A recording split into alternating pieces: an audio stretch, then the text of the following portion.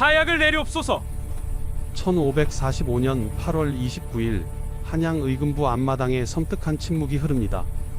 뜨거운 한여름 햇살 아래 66세의 노신 한 사람이 무릎을 꿇고 있습니다. 백발이 성성한 그의 얼굴에는 억울함과 분노가 가득합니다. 대왕 대비마마께 아뢰옵니다. 신유님은 영모 따위 꾀한 적 없사옵니다. 신은 다만 선왕 인종을 보필하고자 했을 뿐이옵니다. 하지만 그의 외침은 창덕궁 깊은 곳까지 닿지 못합니다. 의금부 관리가 차가운 목소리로 선포합니다. 형조 판서 유님, 영모를 꾀하고 국모를 모함한 죄로 사약을 내리노라. 검은 칠을 한 사약잔이 그의 앞에 놓입니다. 유님의 손이 떨립니다. 인종의 외삼촌으로서 조선의 대신으로서 평생을 충성으로 살아온 그였습니다. 그런데 이제 역적의 이름으로 죽어야 합니다. 내가 무슨 죄를 지었단 말이냐. 유님이 사약을 마십니다. 독이 온몸으로 퍼지며 그는 고통스럽게 쓰러집니다. 66년의 삶이 이렇게 끝나는 순간입니다. 하지만 이것은 시작에 불과했습니다. 같은 날 좌의정 유관이 끌려옵니다. 73세의 노대신입니다. 사림의 명망 높은 학자였고 인종이 신임했던 충신이었습니다. 유관, 그대 역시 영모에 가담했으니 사약을 내리노라. 아니옵니다. 신은 단지 세자를 보호하려. 유관의 변명도 허공에 흩어집니다. 그 역시 사약을 마시고 쓰러집니다. 이조판서 유인숙, 계림군, 김명윤, 이덕응, 이휘. 하루 사이에 10여 명의 목숨이 사라집니다. 조정의 중신들이, 사림의 명사들이, 왕실의 종친들이 한꺼번에 죽어갑니다. 며칠 후 한양 사대문에는 끔찍한 광경이 펼쳐집니다. 베어진 목들이 높은 장대에 걸려 있습니다. 까마귀들이 시신 위를 맴돕니다. 백성들은 두려움에 떨며 멀찍이 서서 속삭입니다. 저 대감들이 무슨 죄를 지었기에 영모를 꾀했다던데요. 영모라니 저분들이? 쉿, 조용히 하시오. 함부로 말했다가는 우리도. 공포가 한양 전체를 뒤덮습니다. 말 한마디 잘못하면 목이 날아가는 세상. 신하들은 떨며 조정에 나갑니다. 창덕궁 깊은 곳 대조전. 45세의 한 여인이 창밖을 바라보고 있습니다. 대왕 대비 문정왕후. 그녀의 얼굴에는 만족스러운 미소가 번집니다. 문이 열리며 43세의 남자가 들어옵니다. 그녀의 친동생 윤원형입니다. 마마, 대윤의 무리를 모두 제거했나이다. 그래, 드디어. 문정왕후가 고개를 끄덕입니다. 20년을 기다렸습니다. 굴욕과 인내의 20년. 그리고 이제 복수가 시작되었습니다. 윤원형, 이제 시작일 뿐이다. 대윤의 잔당들이 아직 남아있지 않느냐? 염려 마옵소서. 한 놈도 남김없이 뿌리를 뽑겠나이다. 조선 최고의 권력자, 12세 어린 왕 명종의 어머니, 수렴청정을 하는 대왕 대비. 그녀 앞에서는 대신들도 왕도 고개를 숙입니다. 하지만 과연 이 여인은 어떻게 이토록 막강한 권력을 손에 넣었을까요? 무엇이 그녀를 이렇게 만들었을까요? 그리고 그 권력을 지키기 위해 과연 몇 명의 무고한 목숨을 희생시켰을까요? 권력의 정점에서 피해 복수를 행한 한 여인의 이야기. 이것이 궁금하시다면 영상 끝까지 봐주시기 바랍니다. 그리고 구독과 좋아요로 이 영상을 응원해주세요. 여러분의 구독과 좋아요가 더 좋은 역사 이야기를 만드는 큰 힘이 됩니다. 이야기는 44년 전으로 거슬러 올라갑니다. 1501년 10월 22일 경기도 파주 지역 파평 윤씨 집안에서 한 여자아이가 태어납니다. 아버지는 파산부원군 윤지임, 어머니는 전성부부인 이씨. 태어난 여자아이의 이름은 윤씨. 훗날 조선을 피로 물들일 문정왕후가 될 아이였습니다. 파평 윤씨는 명문가였습니다. 세조의 왕비 정의왕후가 바로 이 집안 출신이었으니까요. 윤씨는 정의왕후의 5대손이었습니다. 하지만 그녀의 직계 집안은 그다지 세력이 강하지 않았습니다. 윤씨에게는 5명의 오빠가 있었습니다. 윤원계, 윤원양, 윤원필, 그리고 윤원노와 윤원형. 특히 막내였던 윤원형은 훗날 그녀의 권력을 떠받치는 가장 중요한 인물이 됩니다. 하지만 그때는 아무도 몰랐습니다. 이 평범해 보이는 파평 윤씨 집안의 딸과 아들들이 훗날 조선을 뒤흔들 권력의 핵심이 될 줄은. 세월이 흘러 1515년 비극은 궁궐에서 시작되었습니다. 조선 제11대 왕 중종의 두 번째 왕비 장경왕 후 윤씨가 세상을 떠났습니다. 세자 2호를 낳은 지 단 며칠 만이었습니다. 산후병이었습니다. 왕비가 죽었으니 새로운 왕비를 간택해야 했습니다. 중종의 어머니 정현왕후가 고민에 빠집니다. 누구를 새 왕비로 맞이할 것인가? 이때 한 사람이 나섭니다. 바로 장경왕후의 오빠 윤임이었습니다. 대왕 대비마마, 역시 왕비는 파평 윤씨 집안에서 간택함이 어떠하오리가? 윤씨 집안에서? 그러하옵니다. 같은 파평 윤씨라면 세자를 돌보는 데에도 정이 더 갈 것이옵니다. 묘한 제안이었습니다. 장경왕후가 죽었으니 같은 집안에서 새 왕비를 들이자는 것. 윤임에게는 계산이 있었습니다. 같은 집안 사람이 왕비가 되면 세자 2호를 보호하는 데 도움이 될 것이라고 생각한 것입니다. 결국 파평 윤씨 집안의 윤지임의 딸이 간택 후보에 올랐습니다. 바로 16세의 윤씨였습니다. 1517년 2월 삼간택이 진행되었습니다. 어린 윤씨는 떨리는 마음으로 궁궐에 들어갔습니다. 최종 낙점. 16세 소녀는 조선의 왕비가 되었습니다. 윤씨를 왕비로 책봉하노라. 화려한 가례가 치러졌습니다. 17세가 된 윤씨는 중종의 세 번째 왕비 문정왕후가 되었습니다. 중종은 39세였습니다. 하지만 기쁨도 잠시, 현실은 냉혹했습니다. 궁궐에 들어온 어린 왕비는 곧 깨달았습니다. 자신이 얼마나 무력한 존재인지를. 우선 왕비가 되었지만 중종의 사랑을 독차지할 수 없었습니다. 중종에게는 이미 여러 후궁이 있었고 그들은 왕자들을 낳아 세력을 키우고 있었습니다. 경빈 박씨는 복성군을 낳았고 희빈 홍씨도 왕자를 낳았습니다.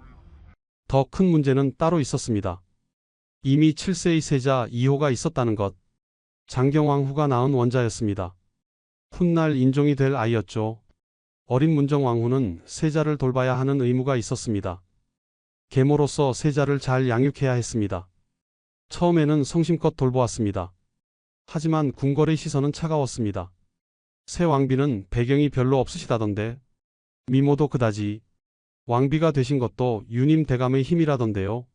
궁녀들의 수군거림이 들려옵니다. 후궁들은 더욱 노골적으로 무시했습니다. 왕비마마께서는 아드님이 없으시니 저희 왕자들을 잘 돌봐주셔야죠. 문정왕후는 이를 악물었습니다. 참아야 한다. 내가 왕비다. 참고 견뎌야 한다. 하지만 현실은 더욱 가혹해졌습니다. 1518년 문정왕후는 첫 아이를 낳았습니다. 하지만 공주였습니다.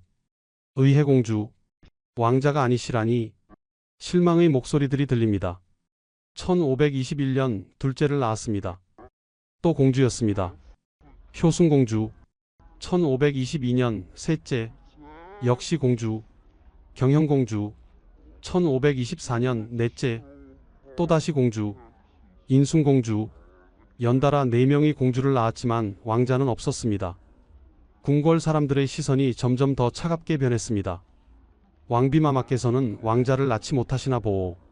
아무래도 복이 없으신가? 이러다 폐위라도 당하시는 거 아닌지. 문정왕후는 밤마다 눈물을 흘렸습니다. 왕비로서의 입지가 흔들렸습니다.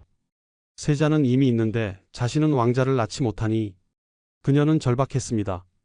무당을 불러 치성을 드렸습니다. 불공을 드렸습니다. 밤마다 기도했습니다. 부처님, 제발 아들을 점지해 주소서. 하지만 세월은 흘러갔습니다. 1년, 2년, 5년, 10년. 왕자는 태어나지 않았습니다. 한편 세자 2호는 건강하게 자라고 있었습니다. 총명하고 착한 아이였습니다. 중종은 세자를 매우 사랑했습니다. 세자는 참으로 성군의 자질이 있구나. 세자의 외삼촌 윤임은 조정에서 세력을 키워갔습니다. 세자를 보호한다는 명분으로 많은 신하들을 모았습니다. 문정왕후는 점점 더 초조해졌습니다. 세자가 자라면서 자신의 입지는 더욱 좁아졌습니다. 나는 이대로 끝나는 건가? 아들도 없이 힘도 없이 그저 왕비라는 이름만 가진 채? 1530년이 되었습니다. 문정왕후는 이미 30세가 되었습니다. 왕비가 된 지 13년. 세자는 15세로 성장했습니다. 절망적이었습니다. 이제 곧 세자가 혼인할 나이였습니다. 세자가 혼인하고 세손을 낳으면 문정왕후의 입지는 완전히 사라질 것입니다. 하지만 그녀는 모르고 있었습니다. 운명이 그녀에게 마지막 기회를 줄 것이라는 사실을, 그리고 그 기회가 조선을 피로 물들일 권력의 시작이 될 것이라는 사실을 1534년 5월 34세의 문정왕후에게 기적이 찾아왔습니다. 17년 만에 5번째 아이를 임신한 것입니다. 그리고 이번에는 왕자이 옵니다. 궁궐이 떠들썩해졌습니다. 문정왕후가 드디어 왕자를 낳았다는 소식, 경원대군이라 이름하노라. 훗날 명종이 될 아이 경원대군이 태어났습니다. 문정왕후는 갓난아기를 품에 안고 눈물을 흘렸습니다. 내 아들을, 드디어 내 아들을, 17년을 기다린 끝에 얻은 아들이었습니다. 하지만 기쁨도 잠시, 현실은 여전히 냉혹했습니다. 이미 세자 이호는 19세로 성장했습니다. 총명하고 어지럽으며 중종과 조정의 신임이 두터웠습니다. 갓 태어난 경원대군이 왕위를 이을 가능성은 거의 없었습니다. 궁궐 사람들의 반응도 미묘했습니다. 왕자를 낳으시기는 했지만 이미 세자가 계시는데 경원대군이 왕위에 오를 일은 없겠죠. 문정왕후는 이를 악물었습니다. 그래, 지금은 아니다. 하지만 언젠가는, 하지만 그녀가 꿈꾸는 그 언젠가를 위해서는 먼저 넘어야 할 산이 있었습니다. 바로 세자였습니다. 이때부터 궁궐 안에서는 묘한 기류가 흐르기 시작했습니다. 한쪽에는 세자 2호를 지지하는 세력, 세자의 외삼촌 윤임을 중심으로 한 대신들이었습니다. 사람들은 이들을 대윤이라 불렀습니다. 다른 한쪽에는 경원대군을 둘러싼 세력, 문정왕후와 그녀의 오빠들, 특히 윤원노와 윤원형 형제가 핵심이었습니다. 사람들은 이들을 소윤이라 불렀습니다. 같은 파평 윤씨 집안이었지만 윤임과 윤원형은 구촌지간으로 사실상 남남이나 다름없었습니다. 그리고 이제 그들은 적이 되었습니다. 1537년 사건이 터졌습니다. 당시 권력을 쥐고 있던 김한노라는 권신이 있었습니다. 그는 세자를 보호한다는 명분으로 문정왕후와 소윤 세력을 억압했습니다. 윤원노와 윤원형을 파직하라. 김한노의 탄핵으로 문정왕후의 오빠들이 유배를 갔습니다. 문정왕후는 분노했습니다. 김한노가 감히, 하지만 그녀는 어쩔 수 없었습니다. 왕비였지만 무력했습니다. 그런데 김한노가 실수를 저질렀습니다. 그는 욕심이 과했습니다. 세자 보호를 넘어서 문정왕후를 폐위하려는 음모를 꾸민 것입니다. 국모를 폐하려 한다고? 중종이 분노했습니다. 아무리 김한노가 권세를 누린다 해도 왕비를 폐위하려 하다니 이는 영모나 다름없었습니다. 김한노에게 사약을 내리노라. 1537년 7월 김한노는 사약을 받고 죽었습니다. 이 사건으로 문정왕후는 깨달았습니다. 권력이 없으면 언제든 당할 수 있구나. 나를 지킬 수 있는 건 오직 권력뿐이다. 유배 갔던 윤원형과 윤원노가 돌아왔습니다. 그들은 누나를 살린 은혜를 잊지 않았습니다.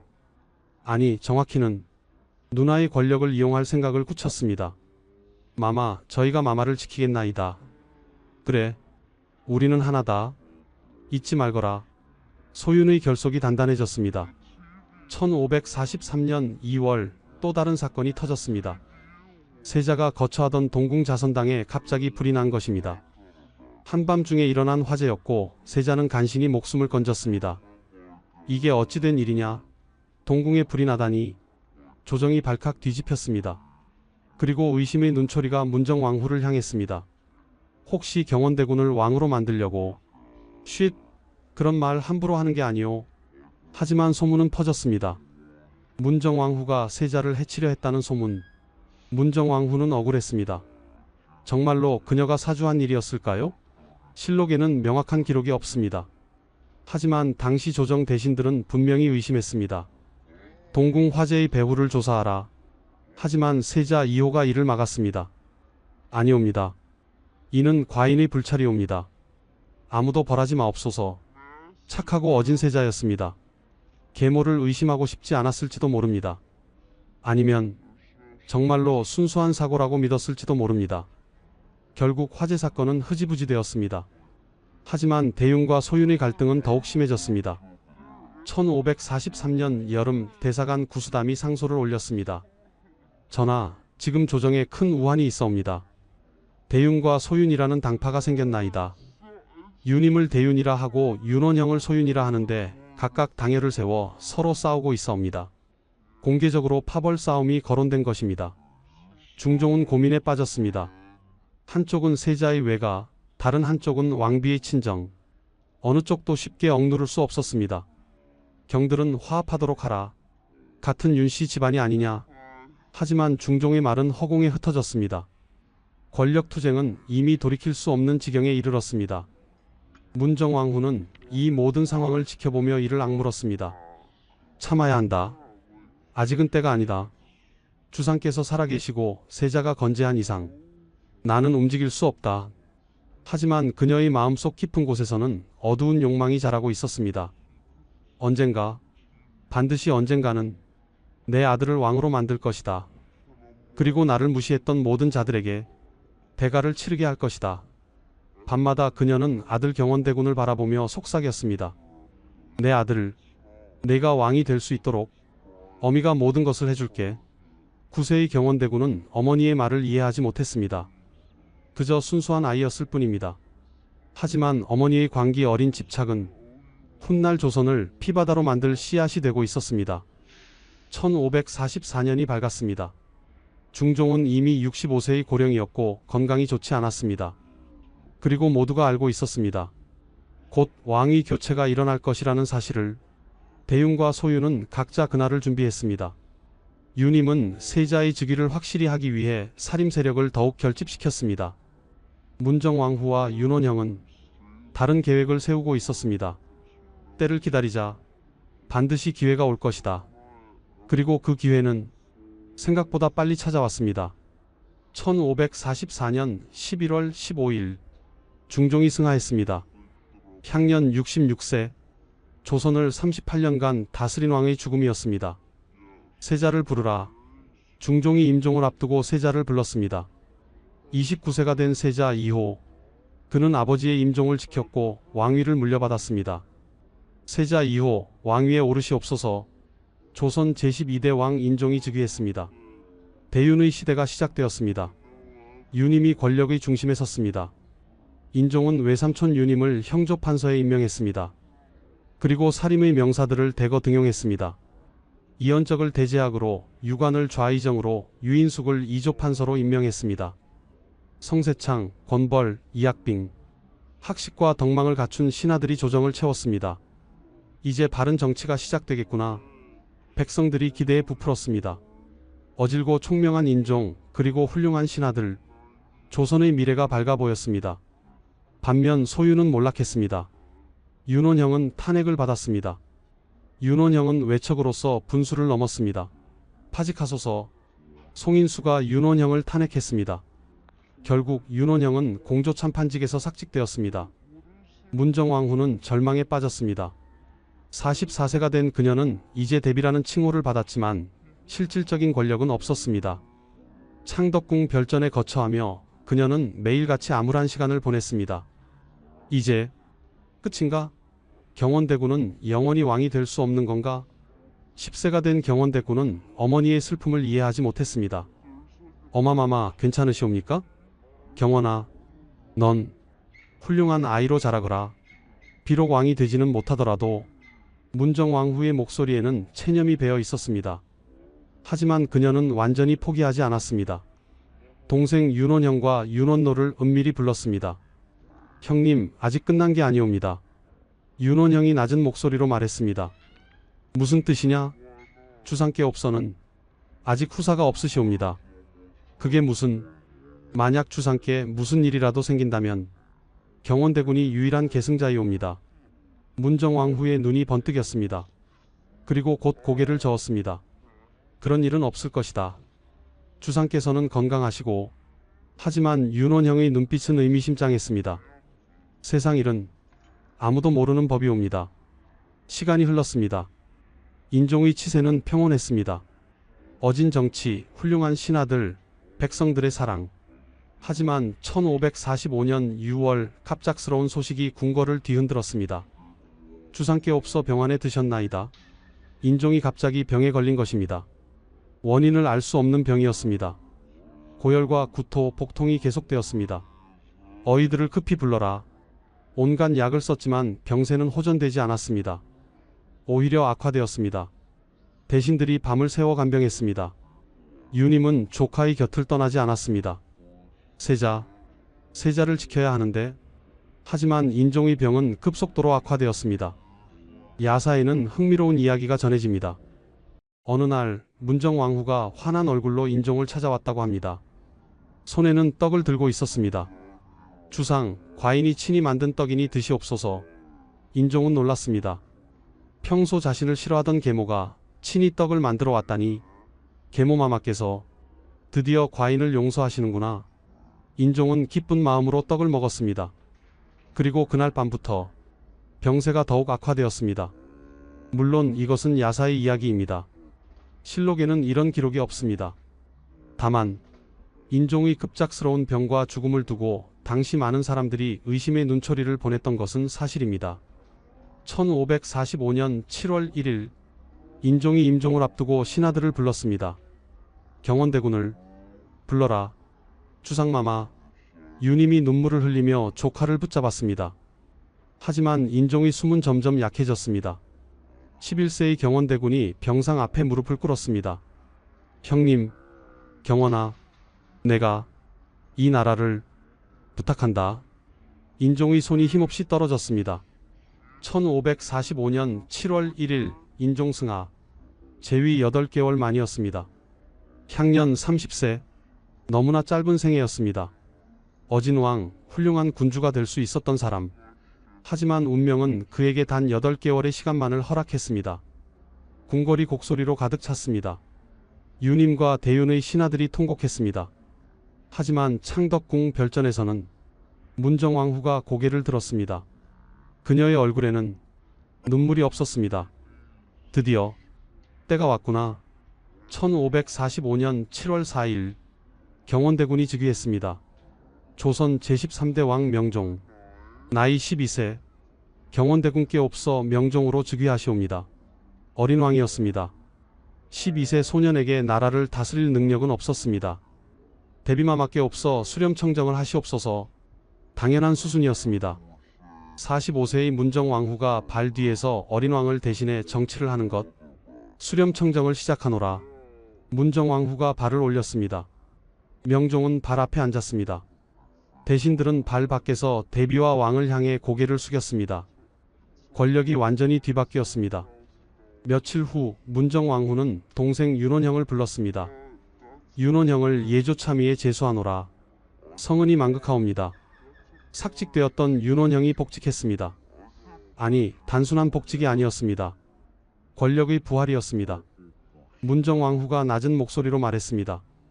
이제 시작이다. 대윤의 무리를 모조리 제거하라. 명을 받들겠나이다. 윤원형의 눈빛이 차갑게 빛났습니다. 20년을 기다렸습니다. 굴욕과 인내의 20년. 그리고 이제 복수가 시작됩니다. 조선 역사상 가장 참혹한 피의 숙청, 을사사화가 1545년 8월 22일 명종 즉위 불과 한 달 남짓 지난 때였습니다.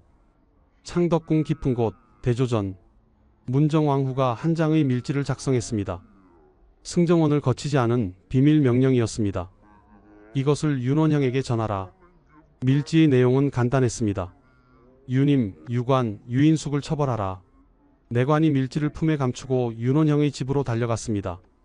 밀지를 받은 윤원형은 입가에 냉소를 띄었습니다. 드디어 때가 왔구나. 즉시 신복들을 모았습니다. 이기, 정순붕, 임백령, 허자, 소윤의 핵심 인물들이었습니다. 대감들, 이제 우리가 움직일 때가 되었소. 무슨 뜻이오니까? 대윤의 무리를 제거할 것이오.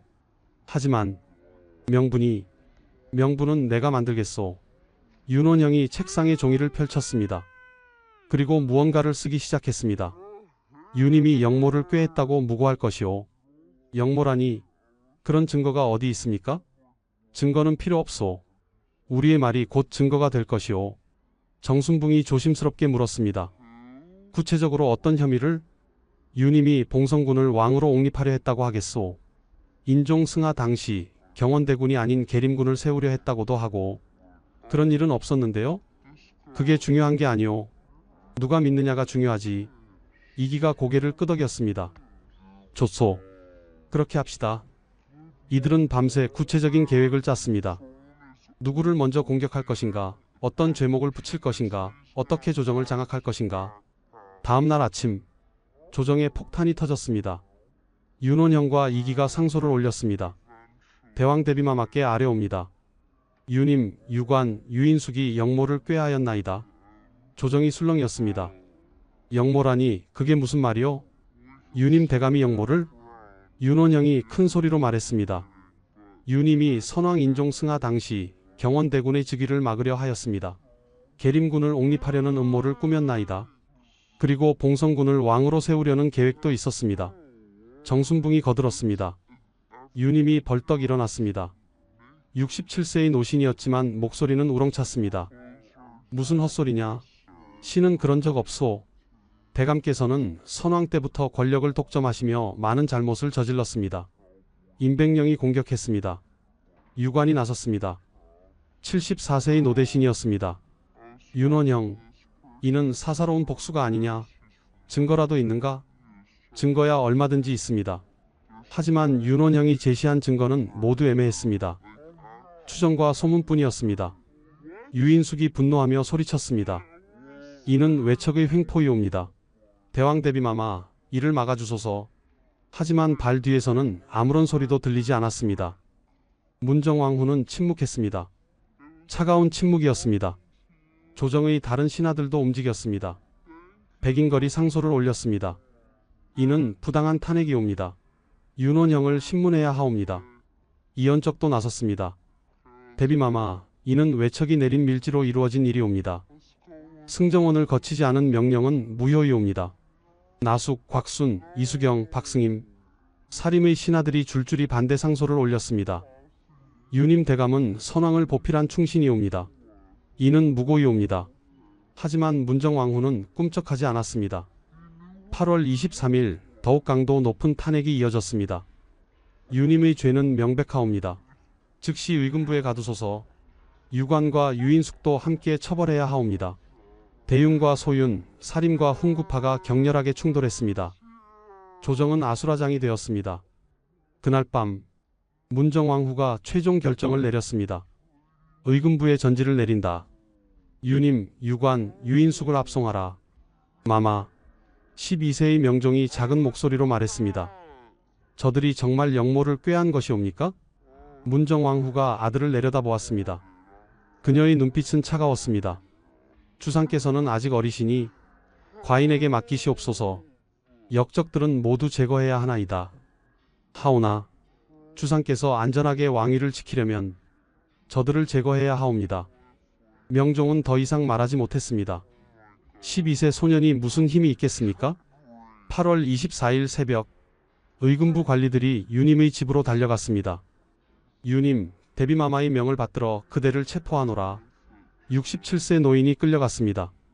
유관의 집, 유인숙의 집에도 포졸들이 들이닥쳤습니다. 이게 무슨 일이냐? 나는 영모 따위 꾀하지 않았소. 하지만 항변은 소용없었습니다. 의금부 옥사, 세 사람이 갇혔습니다. 국문이 시작되었습니다. 유님, 그대가 계림군을 옹립하려 했음을 시인하라. 아니요, 나는 그런 적 없소. 봉성군을 왕으로 세우려는 음모를 꾸몄지 않느냐. 터무니없는 소리. 고문이 시작되었습니다. 노인들에게 형장이 가해졌습니다. 하지만 그들은 끝까지 부인했습니다. 나는 영모를 꾀하지 않았소. 나는 충신이요. 며칠간의 국문 끝에 윤원형은 확신했습니다. 이들은 절대 자백하지 않을 것이라고. 상관없다. 어차피 자백은 필요 없다. 우리에게는 권력이 있다. 8월 29일 문정왕후가 최종 명령을 내렸습니다. 유님, 유관, 유인숙에게 사약을 내린다. 마마, 제거해 주시옵소서. 일부 신하들이 애원했지만 소용없었습니다. 의금부 뜰에 사약이 준비되었습니다. 유님이 마지막으로 소리쳤습니다. 나는 억울하오. 하늘이 아시고 선왕께서 아실 것이오. 나는 역적이 아니오. 하지만 사약자는 그의 앞에 놓였습니다. 마지막으로 한 말씀만. 대비마마께 마시거라. 냉혹한 명령이었습니다. 유님이 떨리는 손으로 사약을 들었습니다. 그리고 마셨습니다. 독이 온몸으로 퍼졌습니다. 그는 고통스럽게 몸부림쳤습니다. 으윽, 억울하오, 억울하오. 잠시 후 67세 노신의 몸이 축 늘어졌습니다. 조선의 대신 유님 사망. 이어서 유관이 끌려왔습니다. 74세 노인이었습니다. 유관, 사약을 받으라. 나는 평생을 살림으로 살았소. 학문을 했고 백성을 위했소. 그런데 역적으로 죽는구나. 그도 사약을 마셨습니다. 그리고 쓰러졌습니다. 유인숙도 같은 운명을 맞았습니다. 하루 만에 3명의 대신이 죽었습니다. 하지만 이것은 시작에 불과했습니다. 같은 날 계림군이 체포되었습니다. 중종의 서자였습니다. 계림군께서 유님의 영모에 가담했다. 아니옵니다. 저는 아무것도 모르옵니다. 하지만 변명은 허용되지 않았습니다. 그도 사사되었습니다. 김명윤, 이덕응, 이휘, 나숙, 나식, 정희 등 박광우, 곽순, 이중열, 이문건 줄줄이 체포되었습니다. 어떤 이는 사사되고 어떤 이는 유배되었습니다. 조정이 피로 물들었습니다. 사대문에는 처형된 자들의 목이 걸렸습니다. 백성들은 공포에 떨었습니다. 말 한마디 잘못하면 저렇게 된다. 대왕대비마마께서 무서우신 분이시구나. 권력의 칼날이 조선 전체를 짓눌렀습니다. 창덕궁 대조전, 문정왕후가 창밖을 바라보았습니다. 그녀의 얼굴에는 만족스러운 표정이 떠올랐습니다. 이제 첫 단계가 끝났구나. 곁에 서 있던 윤원형이 물었습니다. 아직 대윤의 잔당들이 남아 있습니다. 알고 있다. 천천히 한 명씩 모조리 제거할 것이다. 문정왕후의 목소리는 차가웠습니다. 20년의 인내 끝에 손에 넣은 권력, 그리고 이제 20년의 복수가 시작되었습니다. 을사사화는 끝나지 않았습니다. 아니, 정확히 말하면 이제 시작이었습니다. 1545년 겨울 윤원형은 공신으로 책봉되었습니다. 을사사화의 공으로 윤원형을 보익공신 3등에 책봉하노라. 영모를 막았다는 명분으로 윤원형은 공신이 되었습니다. 이어 위사공신 2등으로 다시 책봉되며 서원군에 봉해졌습니다. 하지만 권력투쟁은 가족 안에서도 벌어졌습니다. 1546년 초 형 윤원노가 동생 윤원형을 견제하려 했습니다. 윤원형이 너무 권력을 독점하고 있어 윤원노가 조정에서 목소리를 높였습니다. 형제 사이였지만 권력 앞에서는 적이 되었습니다. 윤원형은 가차 없었습니다. 형님께서 대윤을 두둔하셨습니다. 뭐라고? 저들을 처벌할 때 미온적이었으니 이는 역적을 도운 것이나 다름없습니다. 말도 안 되는 혐의였습니다. 하지만 문정왕후는 동생 윤원형의 편을 들었습니다. 윤원노를 유배 보내라. 마마, 신은 억울하옵니다. 하지만 윤원노는 유배를 떠났습니다. 그리고 얼마 후 유배지에서 사사되었습니다. 형제가 형제를 죽인 것입니다. 이제 윤원형의 권력은 견제할 사람이 없었습니다. 1547년 1월 또 다른 피바람이 불었습니다. 경기도 과천의 양재역. 역참 건물 벽에 이상한 벽서가 붙었습니다. 위로는 여주가 있고 아래로는 간신 2기가 있으니 나라가 곧 망하리라. 여주는 문정왕후를, 간신은 2기를 지칭한 것이었습니다. 누가 썼는지는 알 수 없었습니다. 이 벽서를 처음 발견한 사람은 정원각이라는 관리였습니다. 그는 즉시 조정에 보고했습니다. 역적의 무리가 아직 남아있다는 증거이옵니다. 윤원형이 기다렸다는 듯이 나섰습니다. 대왕대비마마, 이는 을사사화 때 역적들을 제대로 처벌하지 못한 결과이옵니다. 대윤의 잔당이 아직 숨어있는 것이옵니다. 그렇다면 어찌해야 하겠느냐? 철저히 뿌리 뽑아야 하옵니다. 2차 대숙청이 시작되었습니다. 봉성군이 체포되었습니다. 중종의 서자였습니다. 봉성군께서 이 벽서와 관련이 있다. 증거는 없었습니다. 하지만 의심만으로 충분했습니다. 신은 모르는 일이옵니다. 하지만 봉성군은 사사되었습니다. 송인수, 이학빙도 처형되었습니다. 이들은 을사사화 때 윤원형을 탄핵했던 신하들이었습니다. 너희가 과거에 윤원형을 비판하지 않았느냐? 이는 영모에 동조한 것이니라. 억지였지만 그들은 죽었습니다. 이연적은 유배되었습니다. 조선 최고의 성리학자였지만 권력 앞에서는 무력했습니다. 권벌, 노수신, 유이춘, 백인걸 20여 명이 유배되거나 파직되었습니다. 을사사화 때보다 더 많은 살인이 희생되었습니다. 사관은 기록했습니다. 정엄각이 벽서를 발견했다고 하나 실은 자신이 쓴 것이 아닌가 의심된다. 벽서 자체가 조작이었을 가능성도 있었습니다. 하지만 진실은 중요하지 않았습니다. 권력이 진실을 만들었습니다. 1549년 또 다른 옥사가 터졌습니다. 충주에서 이홍윤이라는 사람이 체포되었습니다. 그는 을사사화로 죽은 윤임의 사위였습니다. 이홍윤이 조정을 비판하는 편지를 썼다. 그의 동생 이홍남이 고변한 것입니다. 형제가 형제를 배신한 것이죠. 신은 그저 사적인 편지를 썼을 뿐입니다. 하지만 변명은 통하지 않았습니다. 이홍윤은 처형되었고 그와 관련된 4,050명이 연루되어 죽거나 유배되었습니다. 충주는 유신현으로 강등되었고 충청도는 청홍도로 이름이 바뀌었습니다. 한 지역 전체가 처벌받은 것입니다. 안명세 사초 사건도 있었습니다. 1548년 사관 안명세가 쓴 시정기가 문제가 되었습니다. 그는 실록을 편찬하는 사관이었는데 그의 기록에 이런 내용이 있었습니다. 윤임 등 3대 신을 죽인 것은 국가의 불행이다. 이기 등이 무고한 선비들을 많이 죽였다. 을사사화를 비판한 것입니다. 이는 역적을 옹호하는 것이니라. 안명세는 파직되고 유배되었습니다. 6년간 계속된 숙청으로 희생된 사람은 100명이 넘었습니다. 조정은 공포에 질렸습니다. 신하들은 말 한마디도 조심했습니다. 윤원형 대감의 정책은 참으로 훌륭하십니다. 대왕 대비마마의 지혜는 해와 달 같습니다. 아천만이 난무했습니다. 비판은 곧 죽음이었습니다. 윤원형의 권세는 하늘을 찔렀습니다. 1550년 이조판서가 되었습니다. 인사권을 장악한 것입니다. 1556년 병조판서가 되었습니다. 군사권까지 손에 넣었습니다.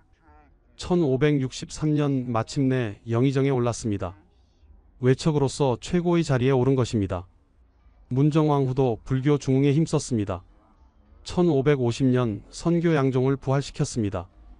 조선은 숭유옥불 정책을 펼쳤지만 문정왕후는 불교를 다시 살렸습니다. 1551년 승과를 실시했습니다. 승려 시험을 다시 시행한 것입니다. 보우라는 승려를 총애했습니다. 보우를 봉은사 주지로 임명하고 나중에는 도대선사까지 올렸습니다. 보우, 그대가 조선의 불교를 이끌어주게. 성은이 망극하옵니다. 유학자들은 불만이 가득했지만 감히 입 밖에 내지 못했습니다. 1553년 공식적으로 수렴청정이 끝났습니다. 명종이 20세가 되어 친정을 시작한 것입니다. 하지만 실질적인 권력은 여전히 문정왕후에게 있었습니다. 명종은 외척을 견제하려 했습니다. 처외 숙부 일양을 이조판서로 임명했습니다. 일양을 믿겠다. 윤원형을 견제해다오. 하지만 일양도 부패했습니다. 그 역시 파벌을 만들고 권력을 남용했습니다. 결국 1563년 일양은 조카 심의겸에게 탄핵당해 숙청되었습니다. 명종은 좌절했습니다. 어느 날 명종이 내관에게 물었습니다. 외척이 큰 죄가 있으니 어찌 처리해야 하겠는가? 윤원형을 지칭한 것이었습니다. 하지만 이 말이 곧 문정왕후의 귀에 들어갔습니다. 궁녀들이 윤원형에게 밀고 한 것입니다. 문정왕후가 아들을 불렀습니다. 주상, 어마마마, 나와 윤원형이 아니었으면 주상께서 어찌 오늘이 있었겠습니까? 주상의 자리를 지켜드린 사람이 누구이옵니까? 감히 외척을 처벌하려 하십니까? 34세가 된 명종은 어머니 앞에서 아무 말도 하지 못했습니다. 그는 여전히 12세 소년과 다름없었습니다. 20년간 문정왕후는 절대 권력을 휘둘렀습니다. 백성들의 삶은 피폐해졌습니다. 외척의 수탈로 민생이 어려웠습니다. 1559년부터 1562년 사이 임꺽정의 난이 일어났습니다. 백정 출신 임꺽정이 황해도와 경기도 일대를 휩쓸었습니다. 이놈의 세상에서는 도적이 되는 게 낫다. 백성들의 불만이 폭발한 것입니다. 하지만 문정왕후는 개의치 않았습니다. 1565년 초 그녀는 양주의 회암사 중창에 열성을 기울이고 있었습니다. 불교의 성지를 만들 것이다. 보우와 함께 대규모 불사를 진행했습니다. 낙성식을 앞두고 있었습니다. 65세가 된 문정왕후, 20년간 권력을 쥐고 있던 그녀, 이제 우리는 다시 1545년 8월로 돌아갑니다. 하지만 이번에는 모든 배경을 알고 있습니다. 그 처형 장면의 의미를, 그 피의 복수가 어디서 시작되었는지를.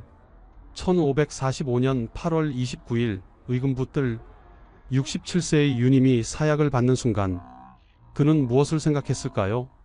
유님은 장경왕후의 오빠였습니다. 인종의 외삼촌이었습니다. 그리고 아이러니하게도 문정왕후를 왕비로 추천했던 사람이었습니다. 같은 파평 윤씨 집안에서 왕비를 간택하면 세자를 돌보는데 도움이 될 것이라 생각했지. 하지만 그의 선의가 독이 되어 돌아왔습니다. 문정왕후가 왕비가 되고 경원대군을 낳고 권력을 잡고 그리고 이제 자신을 죽이고 있었습니다. 내가 잘못 생각했구나. 유님은 마지막 순간 깨달았을 것입니다. 권력 앞에서 친척도 은혜도 의미가 없다는 것을. 사약이 목구멍으로 넘어갑니다. 독이 온몸으로 퍼집니다. 67년의 생이 끝나는 순간입니다.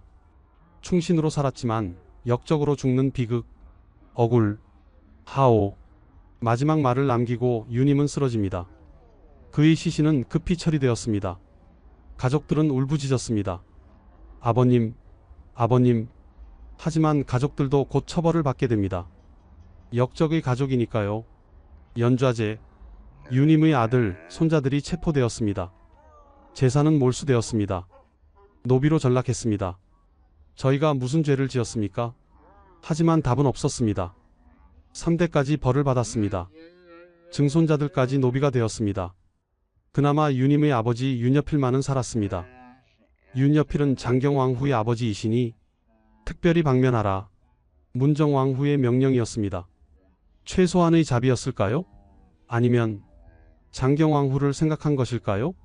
하지만 그것뿐이었습니다. 다른 가족들은 모두 멸문지화를 당했습니다. 유관도 마찬가지였습니다. 74세의 노대신, 평생을 학문에 바쳤던 사림의 지도자. 나는 선비로 살았소. 백성을 위했고 나라를 위했소. 하지만 역적의 이름으로 죽었습니다. 그의 가족도 연좌되었습니다. 아들들이 유배되었습니다. 재산이 몰수되었습니다. 유인숙도, 계림군도, 이덕응도, 이위도, 나숙도, 나식도. 한 사람 한 사람이 가족을 남기고 있었습니다. 그리고 그 가족들도 모두 처벌받았습니다. 며칠 후 더 끔찍한 일이 벌어졌습니다. 부관참시. 이미 죽은 유님, 유관, 유인숙의 무덤을 파헤쳤습니다. 시신을 꺼내라. 부패한 시신이 드러났습니다. 목을 베었습니다. 그리고 그 목을 다시 거리에 효수했습니다. 역적의 시신이니라. 죽어서도 용서받지 못한 것입니다. 백성들은 공포에 떨었습니다. 죽어서도 저런 벌을 받는구나. 사대문에 걸린 수십 개의 목. 까마귀들이 시신을 쪼아 먹었습니다. 여름 더위에 시신은 부패했습니다. 악취가 한양 전체를 뒤덮었습니다. 이게 대왕 대비마마의 권력이로구나. 함부로 말하지 마시오. 우리도 저렇게 될 수 있어. 공포 정치가 시작되었습니다. 신하들은 조정에 나가는 것조차 두려워했습니다. 오늘은 무사히 돌아갈 수 있을까? 말 한마디라도 잘못하면 아침에 출근한 신하가 저녁에 목이 잘려 돌아올 수도 있었습니다. 한 신하가 상소를 올렸습니다. 대비마마, 처벌이 과하지 않으신지. 그날 저녁 그 신하는 파직되었습니다. 운이 좋았던 것입니다. 죽지는 않았으니까요. 다음 날 아무도 감히 입을 열지 않았습니다. 을사사와의 실상은 이랬습니다. 증거 없는 무고, 외척의 권력투쟁, 무고한 신하들의 죽음, 가족들의 연좌, 부관참시, 그리고 20년간 계속될 공포정치의 시작. 역사가들은 평가합니다. 을사사화는 사실상 역모가 아니었다. 유님은 역모를 꾀하지 않았다. 이는 순전히 외척의 권력투쟁이었다. 당시 사관도 기록했습니다. 이기는 간특한 술책에 뛰어나고 임백령은 음험한 일을 꾸미기에 장점이 있는데 여기에다 정순붕의 잔혹함과 윤원형의 험독함이 합쳐져서 한 몸처럼 움직이니 큰 화를 빚어내어 당시의 명사들을 일망타진하였다. 명사들, 즉 훌륭한 신하들을 모두 죽인 것입니다. 조선은 인재를 잃었습니다. 이연적, 이황, 조식, 당대 최고의 학자들이 조정을 떠났습니다. 정치는 무능한 아첨꾼들이 장악했습니다. 백성들의 삶은 피폐해졌습니다. 하지만 문정왕후는 만족했습니다. 내가 원하던 것을 얻었다. 권력을, 복수를. 20년간 그녀는 권세를 누렸습니다. 하지만 그 권력은 영원할 수 있을까요? 피로 얻은 권력은 어떻게 끝날까요? 1565년 4월 문정왕후에게 이변이 찾아왔습니다. 65세의 그녀는 평소 건강했습니다. 20년간 권력을 누리며 호의호식했으니까요. 하지만 4월 초 갑자기 병에 걸렸습니다. 마마께서 편찮으시다. 고열과 기침이 계속되었습니다. 감기 같은 증상이었지만 급속도로 악화되었습니다. 어이들이 달려왔습니다. 온갖 약을 썼습니다. 하지만 병세는 호전되지 않았습니다. 당시로서는 감기도 치명적인 병이었습니다. 특히 65세 고령에게는 더욱 위험했습니다. 며칠 사이에 문정왕후는 눈에 띄게 쇠약해졌습니다. 마마, 명종이 어머니의 병상을 지켰습니다. 32세가 된 명종은 여전히 어머니에게 의지하고 있었습니다. 윤원형도 매일 문안을 드렸습니다. 누님, 쾌차하셔야 하옵니다. 하지만 문정왕후는 느꼈습니다. 자신의 시간이 얼마 남지 않았다는 것을. 1565년 4월 6일 문정왕후의 상태가 급격히 악화되었습니다. 창덕궁 소덕당, 그녀의 침전이었습니다. 명종과 신하들이 병상 주위에 모였습니다. 마마, 마마. 문정왕후가 힘겹게 눈을 떴습니다. 흐릿한 시선으로 주변을 둘러보았습니다. 주상, 예, 어마마마. 주상께서는 윤원형을 잘 돌보시옵소서. 예. 그리고 문정왕후가 힘겹게 말을 이었습니다. 주상께서 불교를 박해하려거들랑. 신하들은 막으라.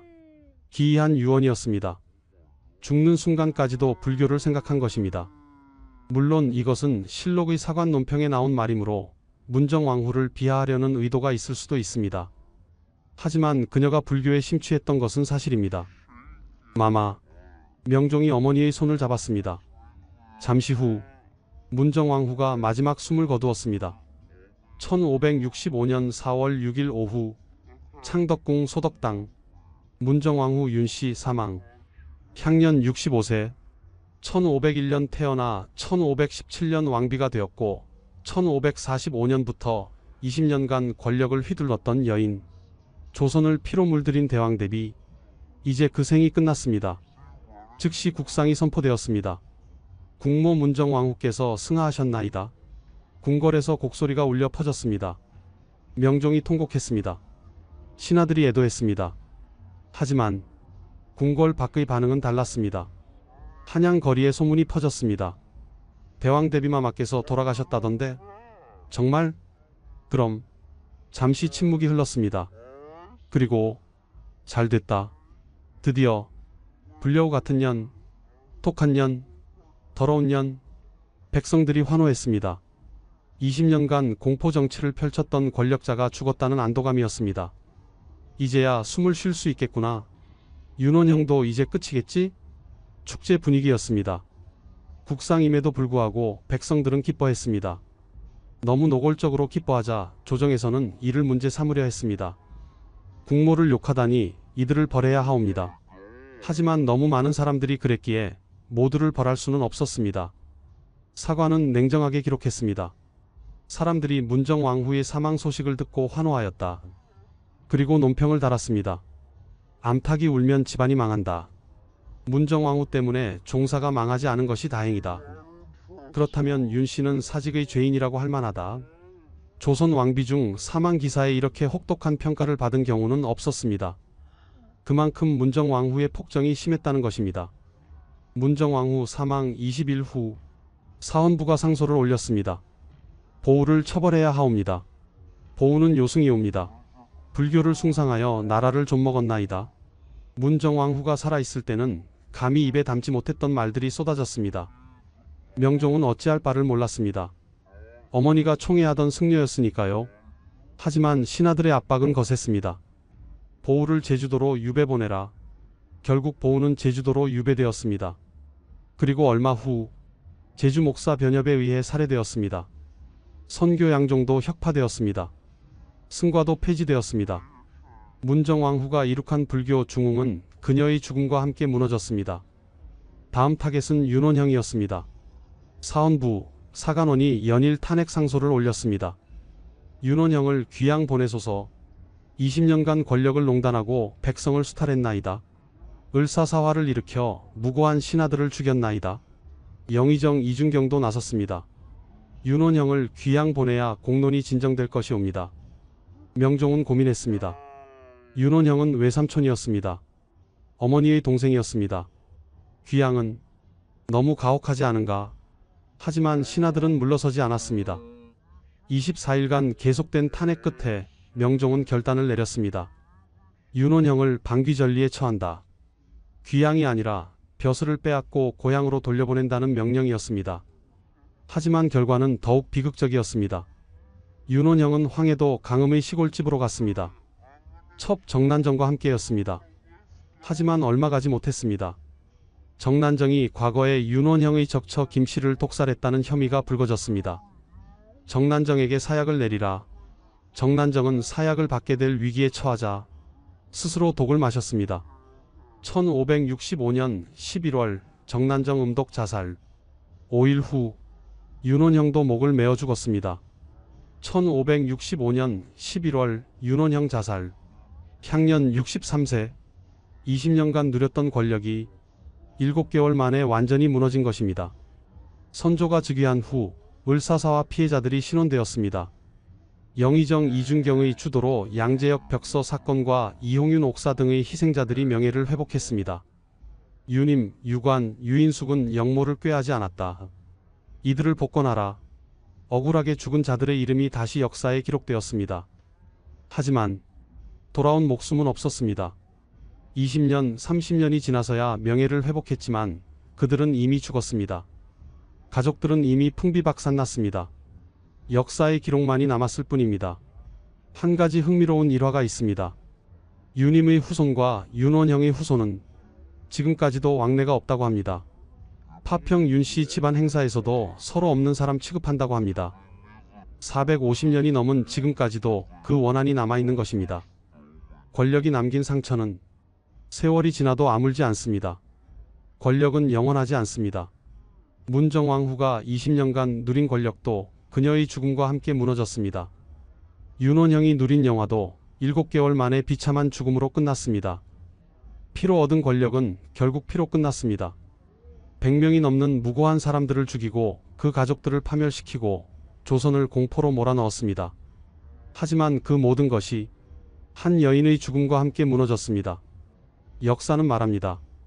권력을 위해 무고한 목숨을 희생시켜서는 안 된다고. 복수는 더 큰 비극을 낳을 뿐이라고. 그리고 모든 권력은 죽음 앞에서 무력하다고. 문정왕후는 경기도 노원구의 태릉에 홀로 묻혔습니다. 남편 중종의 능 옆에 묻히고 싶어 했지만 그것도 허락되지 않았습니다. 홀로 외롭게 역사의 죄인으로 남았습니다. 지금까지 문정왕후와 을사사화의 이야기였습니다. 권력의 정점에서 피해 복수를 행했지만 결국 역사의 심판을 받은 한 여인, 그리고 그녀가 만든 핏빛 조선. 이 이야기가 우리에게 주는 교훈은 무엇일까요? 권력은 순간이지만 역사의 평가는 영원하다는 것. 복수는 결코 평화를 가져오지 못한다는 것. 그리고 인간의 욕망이 얼마나 무서운 결과를 낳을 수 있는지. 이 영상이 도움이 되셨다면 구독과 좋아요 부탁드립니다.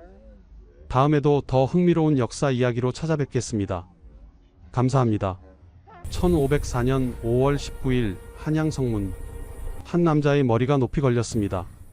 피가 엉긴 목 아래 죄패가 달렸습니다. 내관으로 여인과 통정한 죄. 거세된 내시가 여인과 관계를 맺었다? 믿을 수 없는 일이었습니다. 그런데 이것이 실제로 일어났습니다. 140명의 내시 전원이 강제로 이 머리를 보게 되었습니다. 이것이 본분을 저버린 자의 최후다. 하지만 아무도 몰랐습니다. 이 사람이 30년간 얼마나 외로웠는지, 42년의 인생에서 단 1년 반 그가 진정으로 행복했던 시간이 있었다는 것을. 거세된 몸으로 어떻게 이것이 가능했을까요? 그리고 그는 왜 목숨을 걸고 사랑을 선택했을까요? 지금부터 조선 역사상 가장 충격적인 스캔들의 진실을 밝히겠습니다. 이 이야기가 궁금하시다면 구독과 좋아요 부탁드립니다. 영상 끝까지 함께해 주세요. 명 홍치 17년, 조선 연산군 10년, 한양 성문 앞에 사람들이 모여들기 시작했습니다. 그들은 모두 숨을 죽이고 한 곳을 바라보고 있었습니다. 성문 위 높이 걸린 한 남자의 머리, 피가 엉긴 목 아래로 죄패가 걸려 있었습니다. 내관으로 여인과 통정한 죄, 단 8글자였습니다. 그날 아침 특별한 명령이 떨어졌습니다. 궁궐에 근무하는 140명의 내시 전원이 순번을 정해 나와서 이 머리를 보라는 것이었습니다. 한 명도 빠짐없이 반드시 눈으로 확인하라는 연산군의 엄명이었습니다. 내시들은 떨리는 발걸음으로 성문 앞에 섰습니다. 그들은 알고 있었습니다. 저 머리의 주인이 누구인지, 함께 20년 넘게 일했던 동료, 정사품 상정까지 올랐던 최진석, 그는 올해 42세였습니다. 어떻게? 이런 일이? 내시들은 믿을 수 없다는 표정으로 고개를 저었습니다. 내시가 여인과 통정을 했다? 거세된 몸으로 어떻게 그것이 가능한단 말입니까? 조선의 내시 제도는 명확했습니다. 궁궐 안 모든 여성은 임금의 여자입니다. 따라서 궁궐에서 근무하는 내시는 반드시 거세된 자여야 했습니다. 고환을 제거하여 생식 능력을 완전히 없애는 것, 이것이 내시가 되는 절대적 조건이었습니다. 최진석도 그랬습니다. 30년 전 그는 자발적으로 거세를 받았습니다. 화자동 거세 장소에서 3번의 확인을 받고 단 한 번의 망설임도 없이 고환을 제거했습니다. 그런 그가 여인과 통정을 했다는 것입니다. 도대체 어떻게 그런 일이 가능했을까요? 의금부의 조사 기록이 공개되었습니다. 최진석은 2년 전부터 한양 종로의 한 주막 여인 박소양과 은밀한 관계를 맺어왔습니다. 일주일에 한 번씩 주막을 찾아가 그녀와 함께 밤을 보냈다고 합니다. 더욱 충격적인 것은 신체 검사 결과였습니다. 최진석의 고환은 분명히 제거되어 있었습니다. 30년 전 거세는 확실히 이루어졌습니다. 하지만 남근은 그대로 남아 있었고 놀랍게도 일부 기능이 회복되어 있었습니다. 조선 내시는 중국과 달리 고환만 제거하고 남근은 남겼습니다. 성욕을 억제하고 생식 능력을 없애는 것이 목적이었지만 드물게 30년이라는 긴 세월 후에 호르몬 불균형으로 일부 기능이 회복되는 경우가 있었던 것입니다. 이것이 과연 그의 죄인가, 아니면 몸의 자연스러운 변화인가? 하지만 법은 명확했습니다. 내시의 본분을 저버렸다. 그것이 전부였습니다. 같은 날 멀리 전라도 나주에서도 똑같은 소식이 전해졌습니다. 왕실지경 잠실의 감독관으로 파견되었던 내관 서한명, 그 역시 잠모와 통정한 혐의로 효수되었다는 것입니다. 1504년 5월 조선 역사상 유례없는 일이 일어났습니다. 같은 날 2명의 내시가 같은 죄목으로 처형된 것입니다. 성문 앞 멀리 한 여인이 서 있었습니다. 박소양이었습니다. 그녀는 무릎을 꿇고 오열하고 있었습니다. 최진석의 머리를 보며 목 놓아 울고 있었습니다. 나리. 하지만 아무도 그녀를 위로하지 않았습니다. 사람들은 그저 고개를 돌렸습니다. 내시와 정을 통한 여자, 그녀 역시 죄인이었습니다. 내시들은 차례로 성문 앞을 지나갔습니다. 그들의 얼굴에는 공포와 연민이 교차했습니다. 내일은 나일 수도 있다. 모두가 그렇게 생각했습니다. 연산군의 폭정은 이미 극에 달해 있었습니다. 1504년 갑자사화가 한창이던 이 시기는 조선 역사상 가장 피비린내 나는 숙청의 시기였습니다. 230명이 넘는 대신들이 처형되거나 유배되었고 궁궐은 공포로 가득했습니다. 최진석의 죽음은 그 공포를 더욱 확산시켰습니다. 이제 내시들조차 안전하지 않았습니다. 이 사람은 도대체 누구였을까요? 가난한 상민 출신에서 정사품 상정까지 올랐던 그는 무슨 꿈을 꾸었을까요? 그리고 42세의 나이에 20년 넘게 쌓아온 모든 것을 버리고 여인을 선택한 이유는 무엇이었을까요? 이제 우리는 시간을 거슬러 올라가 그의 이야기를 들어야 합니다. 30년 전 12세 소년이 자신의 몸을 거세하기로 결심했던 그날부터 시작해서 42세에 효수당하기까지의 이야기를 말입니다. 이 이야기가 궁금하시다면 영상 끝까지 봐주시기 바랍니다. 구독과 좋아요는 저희에게 큰 힘이 됩니다. 명성화 10년, 조선 성종 5년, 1474년 초여름, 한양 성 박변두리 마을에 한 소년이 살고 있었습니다. 이름은 최진석, 올해 12세가 된 소년이었습니다. 최씨 집안은 대대로 가난했습니다. 조부도 부친도 모두 상민이었습니다. 상민, 양반도 아니고 노비도 아닌 그저 평범한 백성이었습니다. 최진석의 아버지는 품팔이로 근근히 생계를 이어갔습니다. 농번기에는 남의 집 밭을 일구고 농한기에는 짐을 나르는 일을 했습니다. 하루 벌어 하루 먹고 사는 삶이었습니다. 진석아, 우리 집안은 이렇게 대대로 가난하게 살아왔다. 너도 아마 그럴 것이다. 아버지의 말은 체념이었습니다. 조선시대 신분제는 엄격했습니다. 상민은 평생 상민으로 살 수밖에 없었습니다. 과거 시험을 볼 수도 없었고 벼슬길에 오를 수도 없었습니다. 하지만 최진석은 달랐습니다. 그는 이 가난에서 벗어나고 싶었습니다. 평생 품팔이로 살고 싶지 않았습니다. 아버지, 제가 내시가 되면 어떨까요? 12세 소년의 입에서 나온 말이었습니다. 아버지는 깜짝 놀랐습니다. 진석아, 내가 무슨 말을 하는지 아느냐? 내시가 되려면 알고 있습니다. 고환을 제거해야 한다는 것을요. 소년의 목소리는 단호했습니다. 아버지는 아들을 물끄러미 바라보았습니다. 12세밖에 되지 않은 아이가 자신의 몸을 거세하겠다고 말하고 있었습니다. 진석아, 그건 아버지, 저는 평생 이렇게 살고 싶지 않습니다.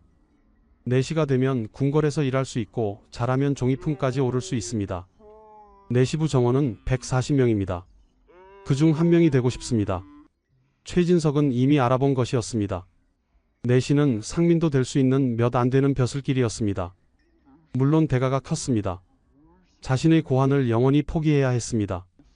조선의 내시 제도는 고려 말 원나라의 영향을 받아 시작되었습니다. 중국의 환관 제도를 받아들였지만 조선은 조금 달랐습니다. 중국은 고환과 남근을 모두 제거했지만 조선은 고환만 제거했습니다. 이유는 명확했습니다. 생식 능력만 없애면 되었습니다. 궁궐의 여성들을 임신시킬 수 없으면 그것으로 충분했습니다. 성욕은 억제되지만 남근은 남아있어 일상생활은 가능했습니다. 또한 조선의 내시들은 중국과 달리 결혼도 할 수 있었고 양자를 들여대를 이을 수도 있었습니다. 궁궐 밖에서는 정상적인 가정을 꾸릴 수 있었습니다. 하지만 진서가 그래도 아버지는 망설였습니다. 아무리 신분 상승의 기회라지만 12세 아들이 거세를 받는다는 것은 받아들이기 힘든 일이었습니다. 아버지, 제 결심은 확고합니다. 최진석의 눈빛은 흔들리지 않았습니다. 1474년 가을 최진석은 아버지와 함께 화자동으로 갔습니다. 화자동, 지금의 효자동입니다. 이곳은 내시들이 모여 사는 곳이었고 거세를 하는 장소이기도 했습니다. 화자동이라는 이름은 불로 지지는 사람들이 사는 동네라는 뜻이었습니다. 거세 후 상처를 불로 소독했기 때문에 붙여진 이름이었습니다. 거세 장소 앞에 최진석이 섰습니다. 담당자가 엄숙한 표정으로 물었습니다. 최진석, 내가 정말로 내시가 되겠느냐? 그렇습니다. 다시 묻겠다. 내가 정말로 내시가 되겠느냐? 그렇습니다. 마지막으로 묻는다. 내가 정말로 내시가 되겠느냐? 그렇습니다. 3번의 질문. 최진석은 3번 모두 단호하게 대답했습니다. 단 한 번의 망설임도 없었습니다. 만약 조금이라도 망설이는 기색을 보였다면 거세는 이루어지지 않았을 것입니다. 좋다. 그렇다면 시작하겠다. 최진석은 방 안으로 들어갔습니다. 차가운 돌판 위에 누웠습니다. 여러 명의 사람들이 그의 팔다리를 붙잡았습니다. 칼이 다가왔습니다. 아악! 비명이 터져 나왔습니다. 12세 소년이 감당하기에는 너무나 큰 고통이었습니다. 고환이 제거되었습니다. 남근은 그대로 남겨두었습니다. 피가 흘렀습니다. 즉시 뜨겁게 달군 인두로 상처를 찢었습니다. 으으으.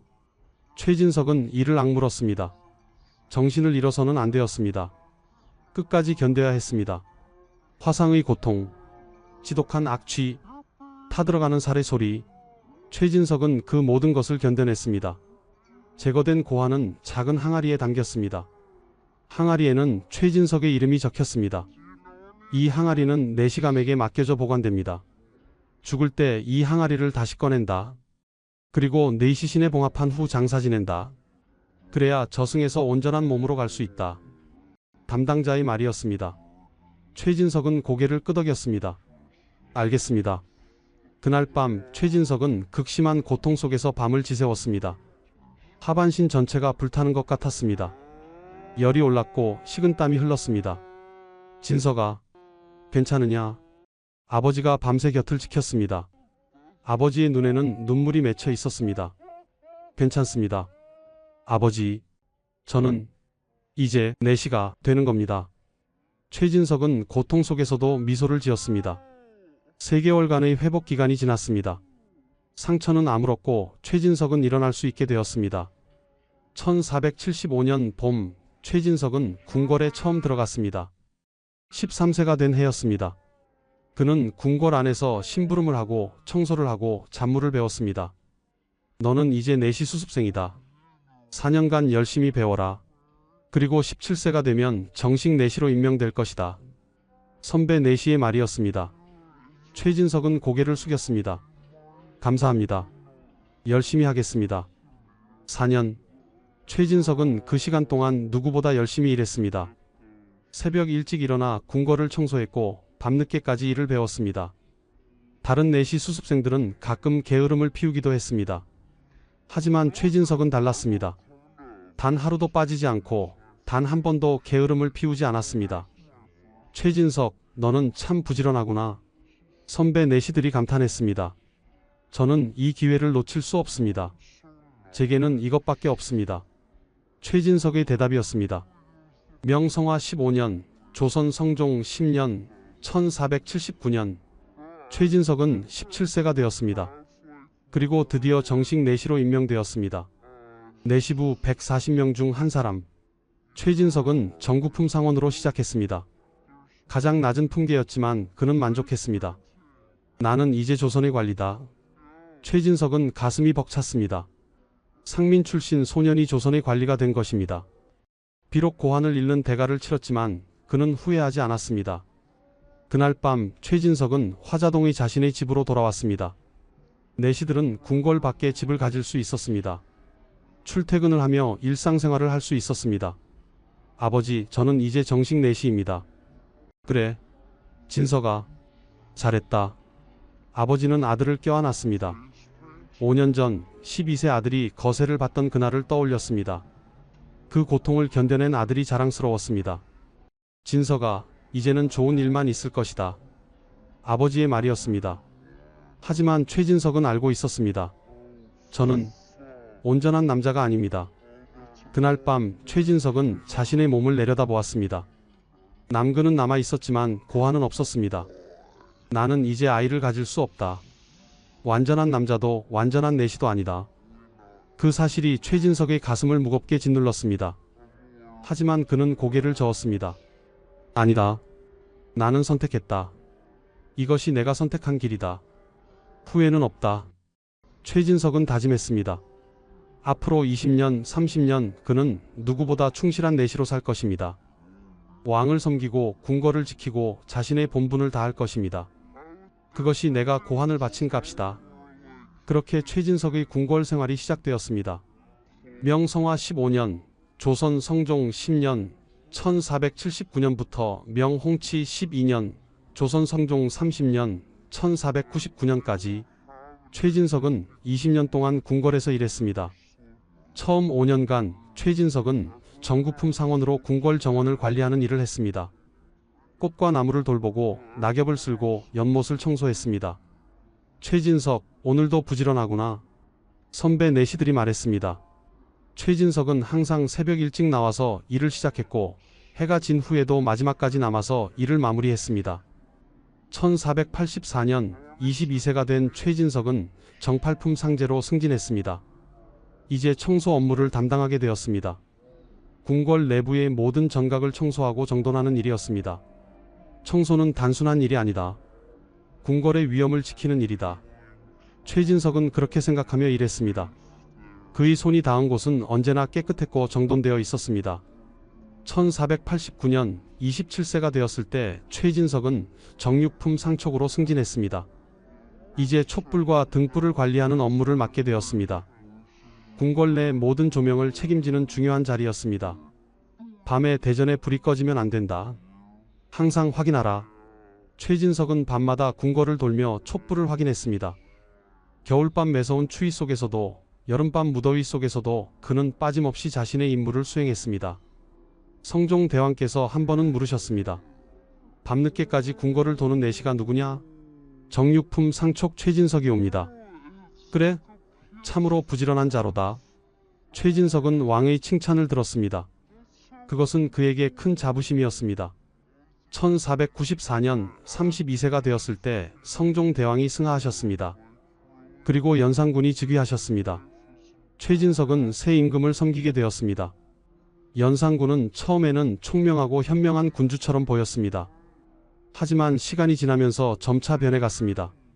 1499년 37세가 된 최진석은 드디어 정사품 상전으로 승진했습니다. 20년 만의 큰 승진이었습니다. 정사품 상전. 이것은 왕명을 전달하는 매우 중요한 직책이었습니다. 승정원 승지가 왕에게 전할 말을 최진석에게 전하면 최진석이 직접 왕을 대면하여 그 말을 전달하는 것이었습니다. 최진석, 내가 드디어 상전이 되었구나. 축하한다. 동료 내시들이 축하했습니다. 정구품에서 시작하여 정사품까지 20년 만에 이룬 성과였습니다. 감사합니다. 모두 열심히 일한 덕분입니다. 최진석은 겸손하게 대답했습니다. 정사품. 이것은 내시로서 매우 높은 지위였습니다. 종이품 상선 아래로 세 번째로 높은 자리였습니다. 하지만 최진석의 마음 한구석에는 여전히 공허함이 있었습니다. 그는 이제 궁궐 밖에 자신의 집을 가지고 있었습니다. 내시들은 정상적인 생활을 할 수 있었습니다. 결혼도 할 수 있었고 양자를 들릴 수도 있었습니다. 1490년 28세 때 최진석은 결혼을 했습니다. 상민 출신의 여인 김씨였습니다. 그녀는 과부였고 자식이 없었습니다. 저는 온전한 남편이 되어드릴 수 없습니다. 최진석은 결혼 전에 솔직히 말했습니다. 알고 있습니다.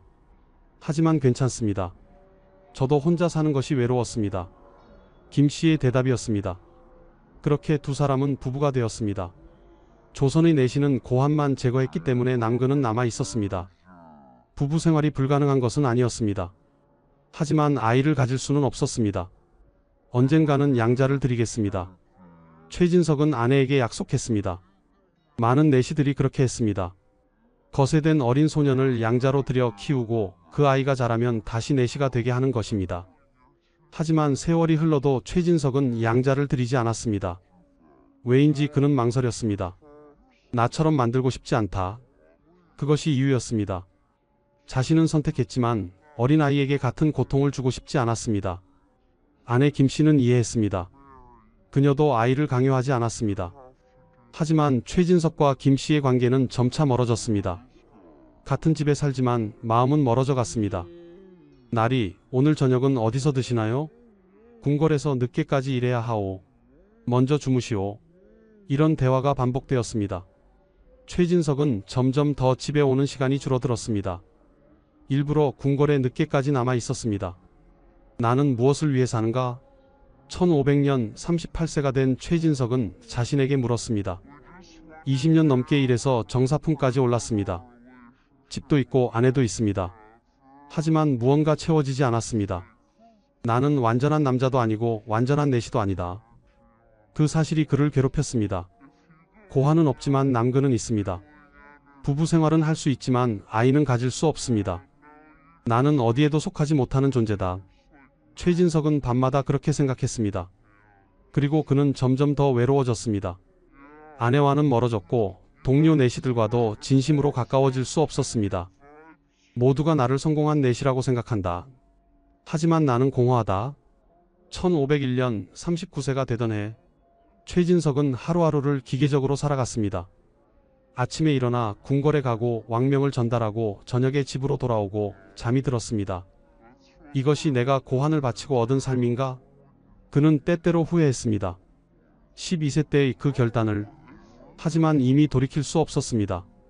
한편 연산군의 폭정은 점점 심해지고 있었습니다. 1498년 무오사화가 일어났습니다. 많은 살인파 선비들이 처형되거나 유배되었습니다. 이 나라가 어찌 되려는가? 최진석은 불안했습니다. 왕명을 전달하는 위치에 있었기에 그는 궁궐 안의 분위기를 누구보다 잘 알고 있었습니다. 연산군은 점점 더 폭군이 되어가고 있었습니다. 신하들의 간언을 듣지 않았고 자신을 조금이라도 거스르는 자는 가혹하게 처벌했습니다. 나는 그저 내시일 뿐이다. 정치에 관여하지 말자. 최진석은 자신에게 다짐했습니다. 내시의 본분은 왕을 섬기는 것입니다. 왕이 어떤 사람이든 충실히 섬겨야 합니다. 하지만 마음 한구석은 무거웠습니다. 1502년 40세가 되던 해 겨울, 최진석의 삶에 큰 변화가 찾아왔습니다. 그날은 드물게 휴무일이었습니다. 최진석은 집에 있기가 답답해서 한양 거리를 걷고 있었습니다. 추운 겨울이었습니다. 눈이 내리고 있었습니다. 최진석은 종로의 한 주막 앞을 지나가고 있었습니다. 날이 추운 날씨에 어디를 가시나요? 들어오셔서 따뜻한 술 한잔 하고 가세요. 주막 주인이 손님을 불렀습니다. 최진석은 잠시 망설이다가 주막 안으로 들어갔습니다. 따뜻한 불이 지펴져 있었습니다. 최진석은 구석자리에 앉았습니다. 막걸리 한 사발 주시오. 네, 알겠습니다. 대답하는 목소리. 최진석은 고개를 들었습니다. 그곳에 한 여인이 서 있었습니다. 나이는 30대 초반쯤으로 보였습니다. 수수한 옷차림이었지만 눈빛은 맑았습니다. 여기 막걸리입니다. 여인이 막걸리를 가져왔습니다. 최진석은 고개를 끄덕였습니다. 감사하오. 여인은 미소를 지었습니다. 그리고 다른 손님을 맞으러 갔습니다. 최진석은 막걸리를 마시며 그 여인을 바라보았습니다. 무언가 마음이 끌렸습니다. 왜인지는 모르겠지만 그 여인에게서 자신과 비슷한 외로움이 느껴졌습니다. 막걸리를 다 마신 후 최진석은 돈을 내고 일어섰습니다. 다음에 또 오겠소. 네, 또 오세요. 여인이 대답했습니다. 최진석은 주막을 나왔습니다. 눈은 여전히 내리고 있었습니다. 이상하다. 왜 자꾸 그 여인이 생각나는가? 최진석은 고개를 저었습니다. 하지만 그날 이후 그는 자꾸 그 주막을 찾게 되었습니다. 그리고 그것이 그의 운명을 완전히 바꾸게 됩니다. 명 홍치 15년 조선 연산군 8년 1502년 겨울부터 이야기는 시작됩니다. 최진석은 그 주막을 다시 찾았습니다. 그리고 또 찾았습니다. 일주일에 한 번 휴무일마다 그 주막을 찾았습니다. 오늘도 오셨군요. 여인이 미소를 지었습니다. 최진석도 미소로 답했습니다. 그렇소. 이곳 막걸리가 맛있어서 말이오. 감사합니다. 제가 직접 빚은 것입니다. 여인의 대답이었습니다. 세 번째 방문했을 때 최진석은 용기를 내어 물었습니다. 실례지만 성함이 어찌 되시오? 박소양이라고 합니다. 박소양. 좋은 이름이오. 저는 최진석이라고 하오. 최나리시군요. 궁궐에서 일하신다고 들었습니다. 박소양은 이미 알고 있었습니다. 최진석의 옷차림과 말투를 보면 알 수 있었습니다. 그렇소. 내시부에서 일하고 있소. 최진석은 솔직하게 말했습니다. 내시라는 사실을 숨기지 않았습니다. 박소양은 잠시 놀란 표정을 지었습니다. 하지만 곧 평온한 얼굴로 돌아왔습니다. 그러시군요. 그것 때문에 불편하시오? 아니요. 전혀요. 박소양은 고개를 저었습니다. 그날 이후 두 사람은 조금씩 이야기를 나누기 시작했습니다. 최진석은 박소양에게 자신의 이야기를 했습니다. 12세에 거세를 받았던 일, 20년 넘게 궁궐에서 일한 이야기, 정사품까지 오른 이야기. 대단하십니다. 12세에 그런 결단을 하시다니.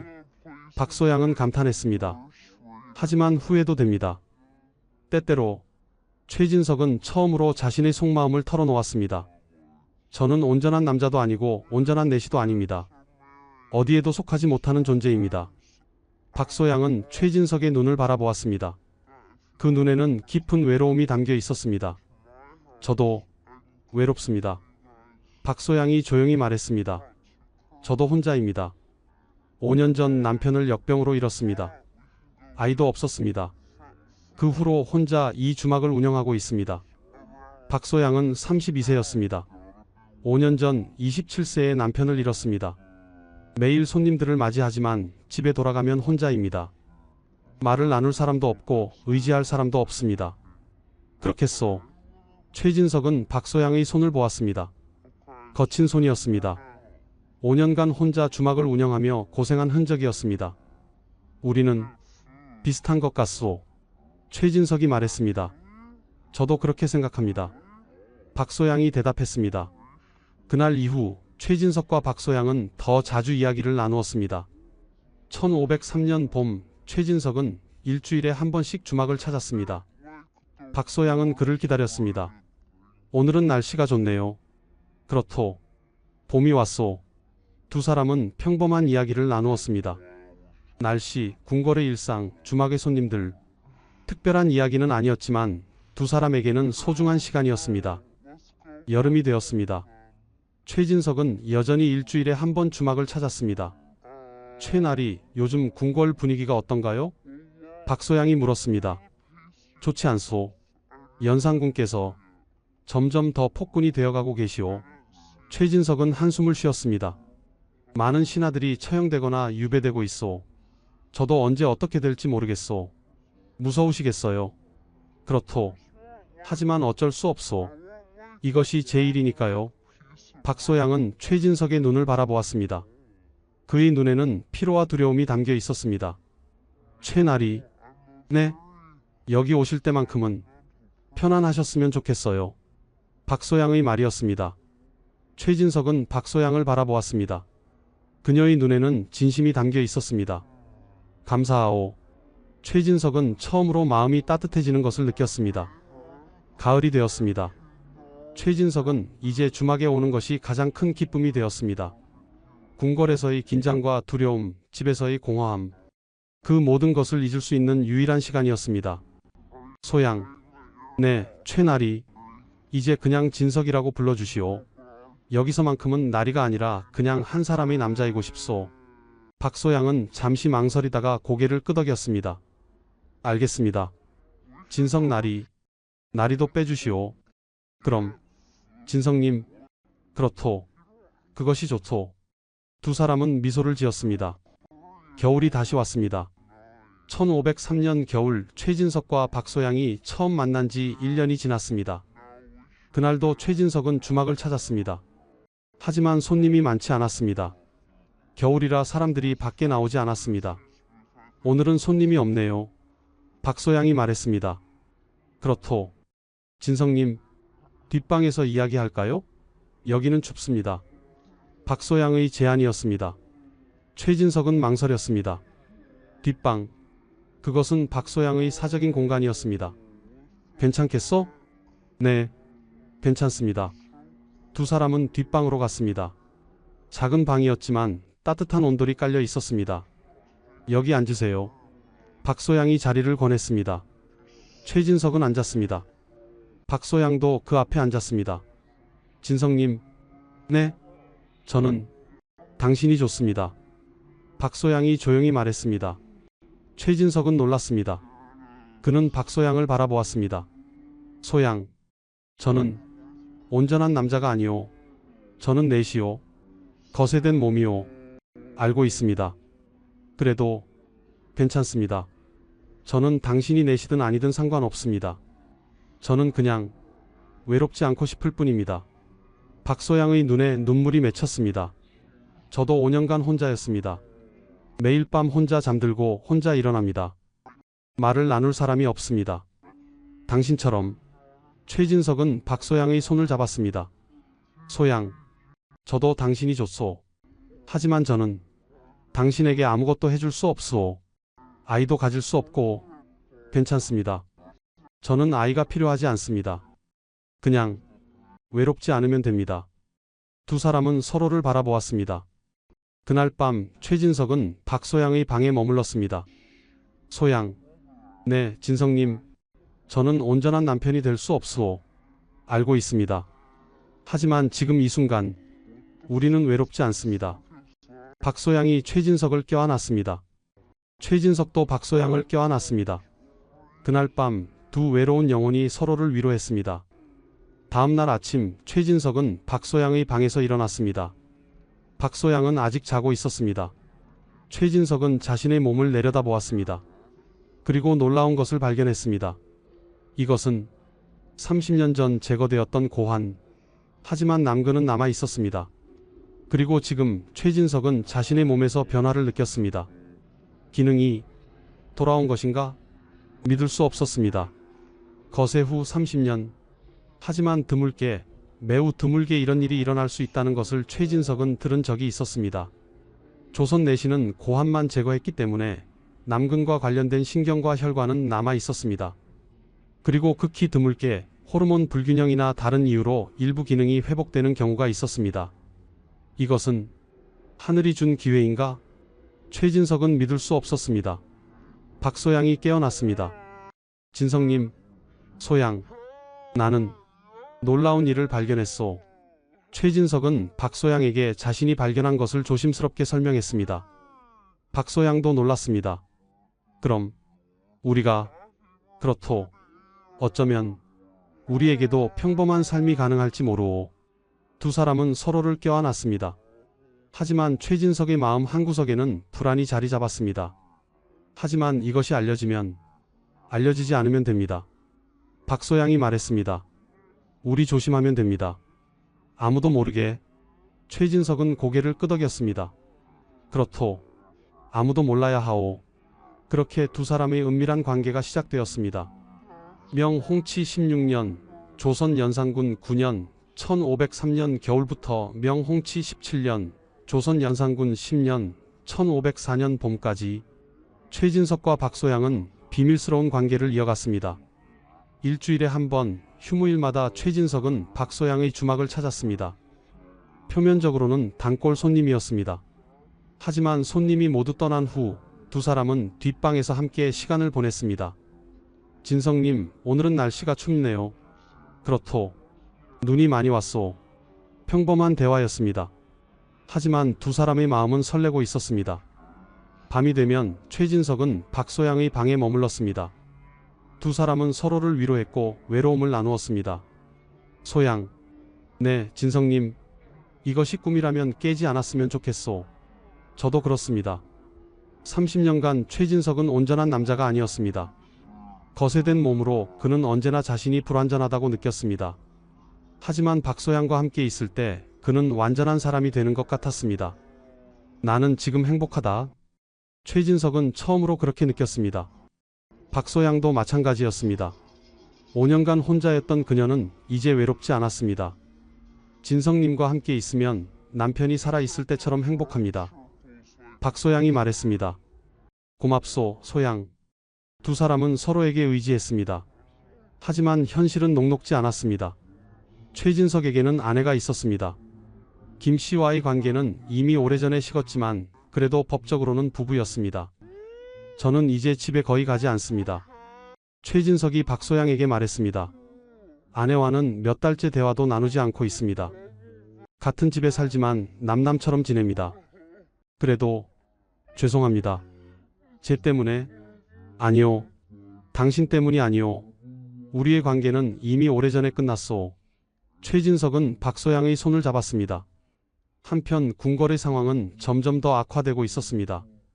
1503년 가을 연산군의 폭정은 극에 달했습니다. 그는 어머니 패비 윤 씨의 복수를 준비하고 있었습니다. 곧 큰일이 일어날 것이오. 최진석은 박소양에게 말했습니다. 연산군께서 패비 윤 씨를 폐위시키고 사사한 신하들을 모두 처벌하실 것 같소. 무섭네요. 그렇소. 저도 무섭소. 언제 저도 연루될지 모르오. 최진석의 목소리는 떨리고 있었습니다. 진성님, 그럼 어떻게 하시겠어요? 어쩔 수 없소. 저는 내시오. 왕을 섬기는 것이 제 본분이오. 왕이 어떤 명령을 내리든 전달해야 하오. 박소양은 최진석을 껴안았습니다. 무사하셨으면 좋겠어요. 고맙소, 소양.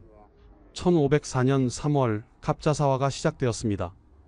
연산군은 어머니 패비 윤 씨를 폐위시키고 사사한 모든 신하들을 처벌하기 시작했습니다.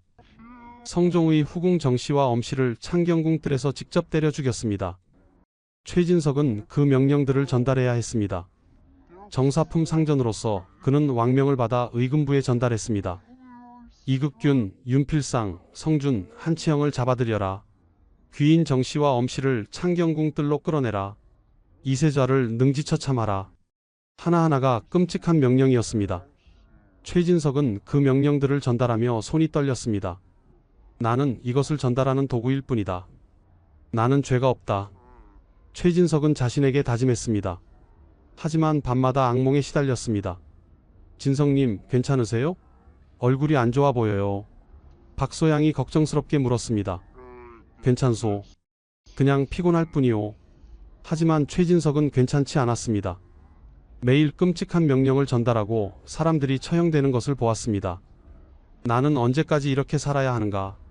박소양은 최진석을 위로했습니다. 진석님, 여기 오실 때만큼은 모든 것을 잊으세요. 고맙소, 소양.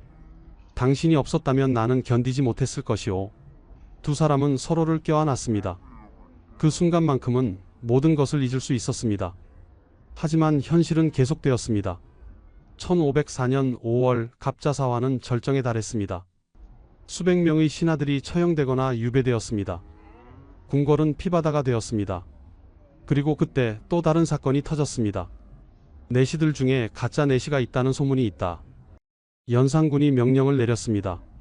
모든 내시들을 조사하라. 거세가 제대로 이루어졌는지 확인하라. 최진석은 그 명령을 듣고 식은땀이 흘렀습니다. 신체 검사. 그는 두려웠습니다. 자신의 몸에서 일어난 변화. 그것이 발각될 것 같았습니다. 하지만 다행히 첫 번째 조사에서는 아무 일도 일어나지 않았습니다. 내시 김두한이 거세하지 않은 가짜 내시로 적발되었고 그의 수양아비 최결이 처형되었습니다. 다행이다. 최진석은 안도했습니다. 하지만 안심하기에는 이르렀습니다. 내시들의 행실도 조사하라. 연산군의 추가 명령이 떨어졌습니다. 궁녀들과의 간통 사건이 종종 일어난다고 들었다. 철저히 조사하라. 최진석의 얼굴이 창백해졌습니다. 이제 끝인가?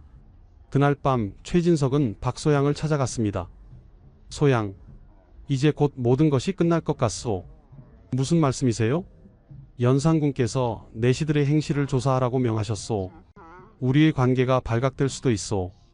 박소양의 얼굴도 창백해졌습니다. 그럼 어떻게 하죠? 나는 모르겠소. 하지만 우리가 조심한다면 아무도 모를 것이오. 네, 조심해야죠. 하지만 두 사람은 관계를 끊을 수 없었습니다. 소양, 나는 당신 없이는 살 수 없소. 저도 그렇습니다. 진성님. 두 사람은 위험을 알면서도 계속 만났습니다. 단 한 번이라도 더 함께 있고 싶소. 저도요. 그렇게 5월이 지나갔습니다. 그리고 5월 18일 운명의 그날이 다가왔습니다. 명홍치 17년, 조선 연산군 10년, 1504년 음력 5월 18일. 그날 아침은 평범하게 시작되었습니다. 최진석은 평소와 같이 궁궐로 출근했습니다. 정사품 상전으로서 그는 왕명을 전달하는 일을 했습니다. 오늘은 어떤 명령이 떨어질까? 최진석은 불안했습니다. 갑자사화가 시작된 지 2달이 넘었습니다. 매일 누군가가 처형되거나 유배되었습니다. 오전이 지나고 점심때가 되었습니다. 갑자기 의금부 관리들이 궁궐로 들어왔습니다. 내관 최진석은 어디 있느냐? 최진석의 심장이 멎는 것 같았습니다. 여기 있습니다. 의금부의 명이다. 즉시 따라오라. 최진석은 저항할 수 없었습니다. 그는 의금부 관리들에게 끌려갔습니다. 같은 시각 한양 종로의 주막에도 의금부 관리들이 들이닥쳤습니다. 박소양은 누구냐? 저입니다. 박소양은 떨리는 목소리로 대답했습니다. 의금부의 명이다. 즉시 따라오라. 무슨 일입니까? 가면 알게 될 것이다. 박소양도 끌려갔습니다. 의금부 국청. 최진석과 박소양은 각각 다른 방에 갇혔습니다. 내관 최진석. 의금부 당상이 엄숙한 표정으로 물었습니다. 네. 너는 한양 종로의 주막 여인 박소양과 불륜 관계를 맺었느냐? 최진석은 머리가 하얗게 변하는 것을 느꼈습니다. 어떻게 알았습니까? 대답하라. 너는 박소양과 통정을 했느냐? 저는. 최진석은 부인할 수 없었습니다. 이미 증거가 있는 것 같았습니다. 누가 고발했습니까? 그것은 중요하지 않다. 중요한 것은 내가 내시로서 여인과 통정했다는 사실이다. 의금부 당상은 차갑게 말했습니다. 신체 검사를 실시하겠다. 최진석은 끌려나갔습니다. 의관들이 그의 옷을 벗기고 신체를 검사했습니다. 고환은 제거되어 있습니다. 의관이 보고했습니다. 하지만 남근은 남아있고 일부 기능이 회복되어 있는 것으로 보입니다. 의금부 당상은 고개를 끄덕였습니다. 그렇다면 여인과 통정이 가능했다는 것이군. 네, 그렇습니다. 최진석은 고개를 떨구었습니다.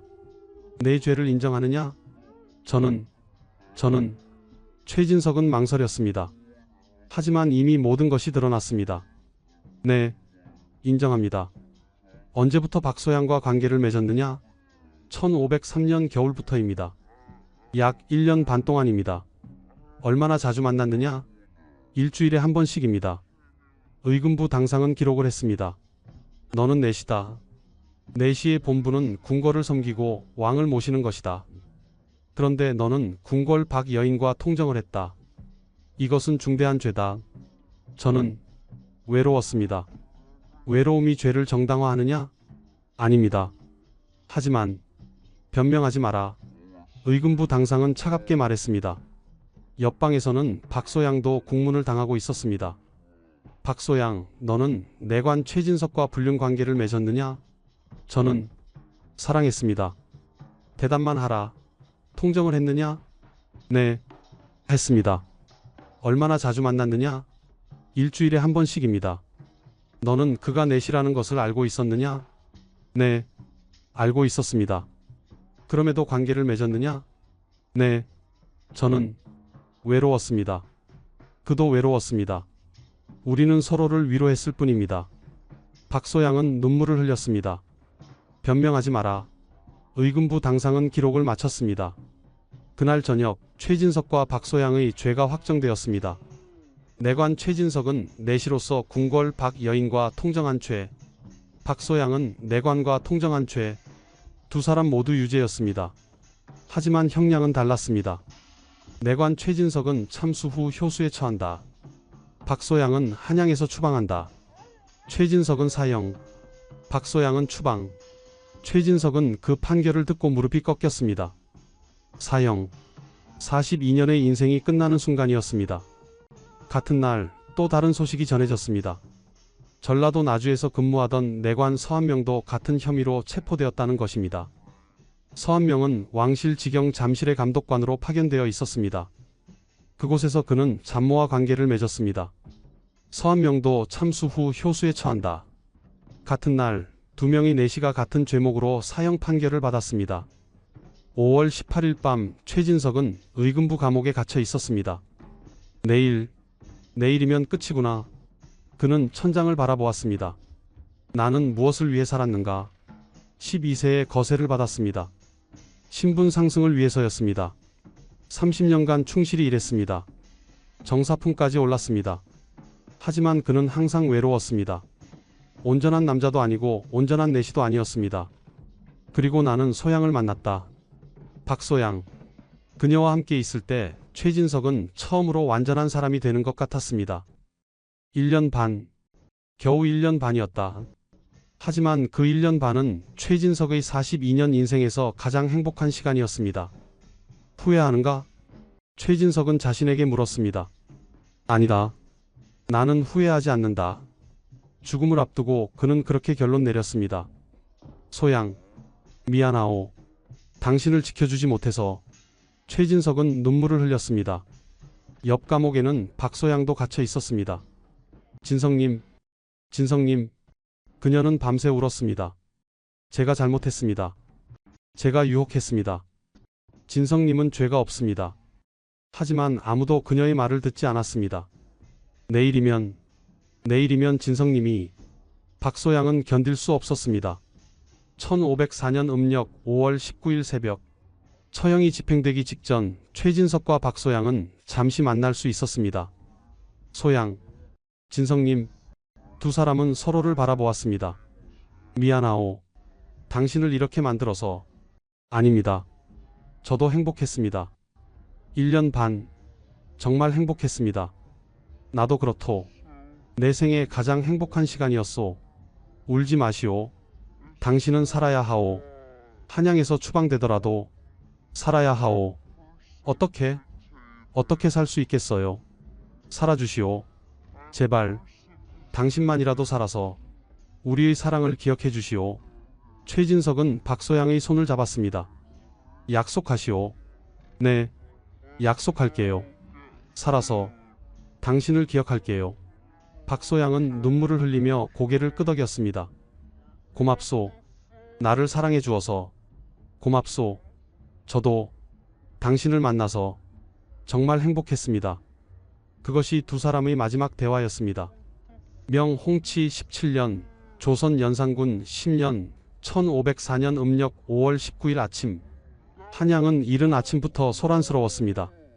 오늘 두 명이 내시가 효수된다는 소문이 퍼졌습니다. 내시가 여인과 통정을 했다고? 믿을 수 없는 일이야. 어떻게 그것이 가능하지? 사람들은 수군거렸습니다. 새벽, 의금부에서 최진석이 끌려 나왔습니다. 그의 손과 발에는 족쇄가 채워져 있었습니다. 최진석, 마지막으로 할 말이 있느냐? 의금부 당상이 물었습니다. 없습니다. 최진석은 고개를 숙였습니다. 그렇다면 형을 집행하겠다. 최진석은 형장으로 끌려갔습니다. 그곳에는 이미 많은 사람들이 모여 있었습니다. 그리고 140명의 내시들도 강제로 소집되어 있었습니다. 너희는 모두 이것을 봐야 한다. 연산군의 명령이었습니다. 내시의 본분을 저버린 자가 어떻게 되는지 똑똑히 봐라. 내시들은 떨리는 다리로 형장 주변에 섰습니다. 그들은 최진석을 알고 있었습니다. 20년 넘게 함께 일한 동료였습니다. 저게 최상전님. 어떻게 저런 일이. 내시들은 믿을 수 없다는 표정으로 속삭였습니다. 최진석은 형장 중앙에 무릎을 꿇었습니다. 망나니가 칼을 들었습니다. 죄인 최진석, 내시로서 궁궐 박 여인과 통정한 죄로 참수에 처한다. 망나니가 선언했습니다. 최진석은 눈을 감았습니다. 그의 머릿속에는 많은 것들이 스쳐 지나갔습니다. 12세에 거세를 받던 날, 극심한 고통, 하지만 견뎌냈습니다. 17세에 정식 내시가 되던 날, 기쁨과 자부심, 20년간의 충실한 근무, 정사품 상정까지 승진, 그리고 박소양, 1년 반의 행복한 시간. 나는 후회하지 않는다. 최진석은 마지막 순간까지 그렇게 생각했습니다. 칼이 내려왔습니다. 퍽! 최진석의 머리가 땅에 떨어졌습니다. 으악! 으으! 내시들은 비명을 참았습니다. 어떤 이는 고개를 돌렸고 어떤 이는 눈을 감았습니다. 하지만 의금부 관리들이 소리쳤습니다. 모두 봐야 한다. 눈을 감는 자는 처벌하겠다. 내시들은 억지로 눈을 떴습니다. 그리고 형장을 바라보았습니다. 최진석의 머리는 즉시 성문으로 옮겨졌습니다. 그리고 높은 장대에 걸렸습니다. 머리 아래로 죄패가 달렸습니다. 내관으로 여인과 통정한 죄, 피가 엉긴 얼굴, 굳어버린 표정, 42세의 생을 마감한 남자의 마지막 모습이었습니다. 순번을 정해 모두 나와서 보라. 연산군의 명령이었습니다. 140명의 내시들은 순서대로 성문 앞에 섰습니다. 한 명 한 명 최진석의 머리를 확인했습니다. 저것이 최상전님. 어떤 내시는 눈물을 흘렸습니다. 우리도 조심해야 한다. 어떤 내시는 공포에 떨었습니다. 성문 아래 멀리 한 여인이 서 있었습니다. 박소양이었습니다. 그녀는 이미 한양 추방 명령을 받았습니다. 오늘 떠나야 했습니다. 하지만 떠나기 전에 그녀는 마지막으로 최진석을 보고 싶었습니다. 진석님. 박소양은 무릎을 꿇고 오열했습니다. 사람들은 그녀를 손가락질했습니다. 저 여자가 내시와 정을 통한 여자다. 부끄러운 줄도 모르고 빨리 한양에서 쫓아내야 해. 박소양은 그 말들을 들었습니다. 하지만 상관없었습니다. 그녀는 그저 최진석의 머리를 바라보며 울었습니다. 진석님, 미안해요. 제가 잘못했어요. 당신을 이렇게 만들어서 미안해요. 박소양은 목 놓아 울었습니다. 의금부 관리들이 그녀를 끌어냈습니다. 이제 떠나라. 한양에서 백리 밖으로 나가라. 조금만 더. 안 된다. 지금 당장 떠나라. 박소양은 강제로 끌려갔습니다. 그녀는 뒤돌아보며 계속 최진석의 머리를 바라보았습니다. 그것이 그녀가 본 최진석의 마지막 모습이었습니다. 같은 날 전라도 나주에서도 똑같은 일이 벌어졌습니다. 내관 서한명 39세. 그도 참수당하고 효수되었습니다. 내관으로 잡모와 통정한 죄. 그의 머리도 나주 성문에 걸렸습니다. 잡모도 추방되었습니다. 그녀 역시 울부짖으며 끌려갔습니다. 1504년 음력 5월 19일 조선 역사상 유례없는 일이 일어났습니다. 같은 날 두 명의 내시가 같은 죄목으로 처형된 것입니다. 한양과 나주, 두 곳에서 동시에 벌어진 비극이었습니다. 궁궐에서는 공포가 퍼졌습니다. 내시들조차 안전하지 않다. 언제 누가 잡혀갈지 모른다. 내시들은 서로를 의심하기 시작했습니다. 누가 밀고 할지 몰랐습니다. 조심해야 한다. 궁궐 밖 여인과 말도 섞지 말아야 한다. 심지어 가족과도 거리를 두어야 할지 모른다. 내시들의 생활은 더욱 위축되었습니다. 그날 밤 한 늙은 내시가 조용히 울었습니다. 최진석, 자네는 단지 외로웠을 뿐이었지. 그 늙은 내시는 최진석을 20년간 지켜본 사람이었습니다. 그는 알고 있었습니다. 최진석이 얼마나 외로웠는지, 얼마나 고통스러웠는지. 우리는 온전한 사람이 아니야. 거세된 몸, 어디에도 속하지 못하는 존재. 늙은 내시는 한숨을 쉬었습니다. 하지만 그래도 살아야 해. 이것이 우리가 선택한 길이니까. 다음 날 5월 20일 성문에 걸린 최진석의 머리는 여전히 그곳에 있었습니다. 며칠 더 효수될 예정이었습니다. 지나가는 사람들은 고개를 저으며 말했습니다. 내시가 여인과 통정을 했다니 말도 안 되는 일이야. 하지만 사실이잖아. 실제로 일어난 일이야. 어떻게 그것이 가능했을까? 조선 내시는 고환만 제거하잖아. 남근은 남아있으니까. 드물게 기능이 회복될 수도 있대. 그래도 내시로서 해서는 안 될 일이지. 사람들은 최진석을 비난했습니다. 하지만 어떤 이는 조용히 안타까워했습니다. 저 사람도 사람이었을 텐데 외로웠겠지.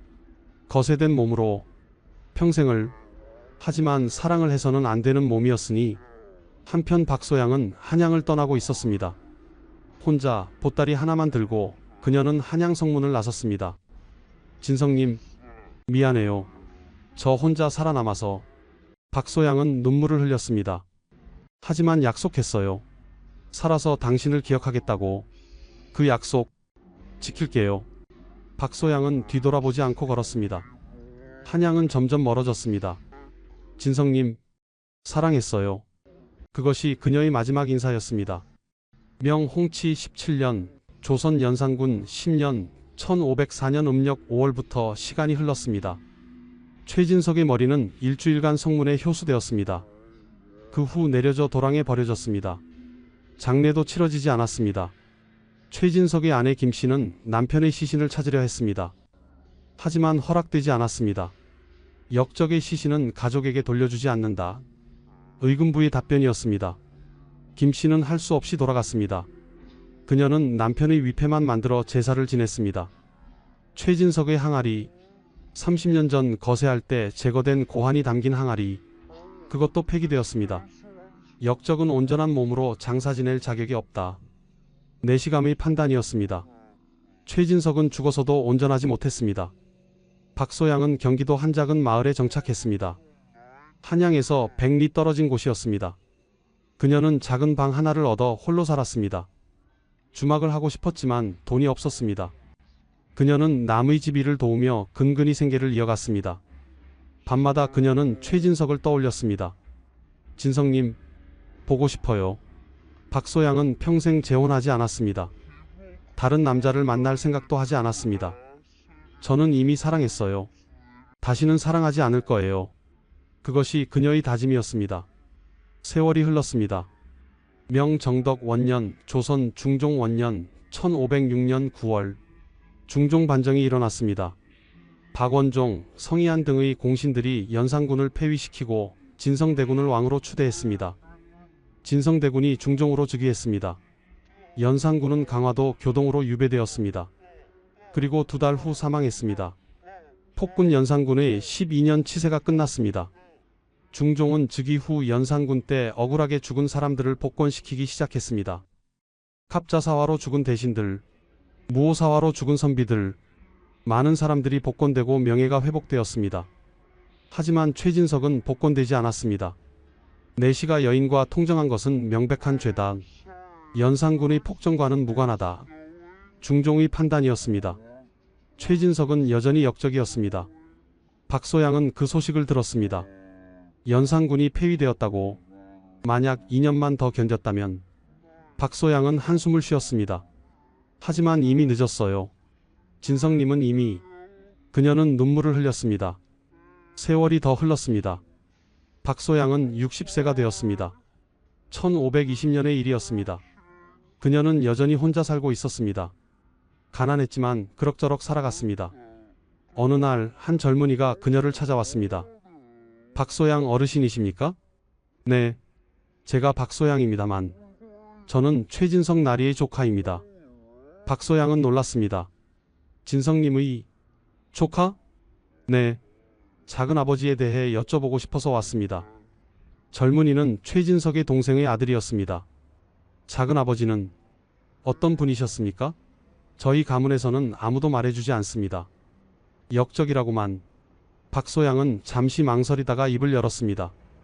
당신의 작은아버지는 좋은 분이었어요. 정말입니까? 네, 외로웠지만 선량했어요. 30년간 충실히 일했고 누구에게도 해를 끼치지 않았어요. 그런데 왜? 외로웠어요. 너무 외로웠어요. 거세된 몸으로 온전한 남자도 온전한 내시도 아니었어요. 어디에도 속하지 못했어요. 박소양의 목소리는 떨렸습니다. 그리고 저를 만났어요. 저도 외로웠고요. 우리는 서로를 위로했어요. 1년 반, 겨우 1년 반이었지만 행복했어요. 어르신, 당신의 작은아버지는 나쁜 사람이 아니었어요. 단지 사랑하고 싶었을 뿐이에요. 사람답게 살고 싶었을 뿐이에요. 박소양은 눈물을 흘렸습니다. 젊은이도 눈시울이 붉어졌습니다. 감사합니다.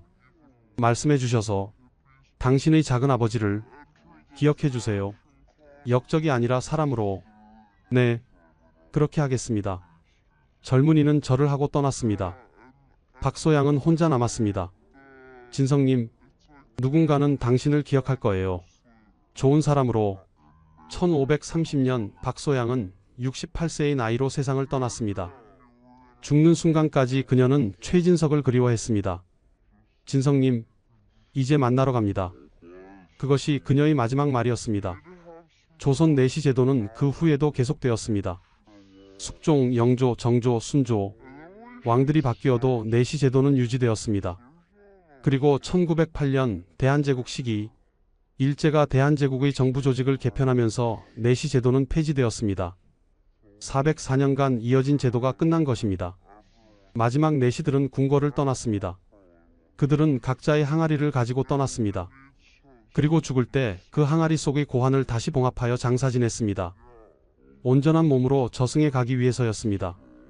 2024년 오늘날 서울 종로구 효자동, 옛날 화자동이었던 그곳에는 더 이상 내시들이 살지 않습니다.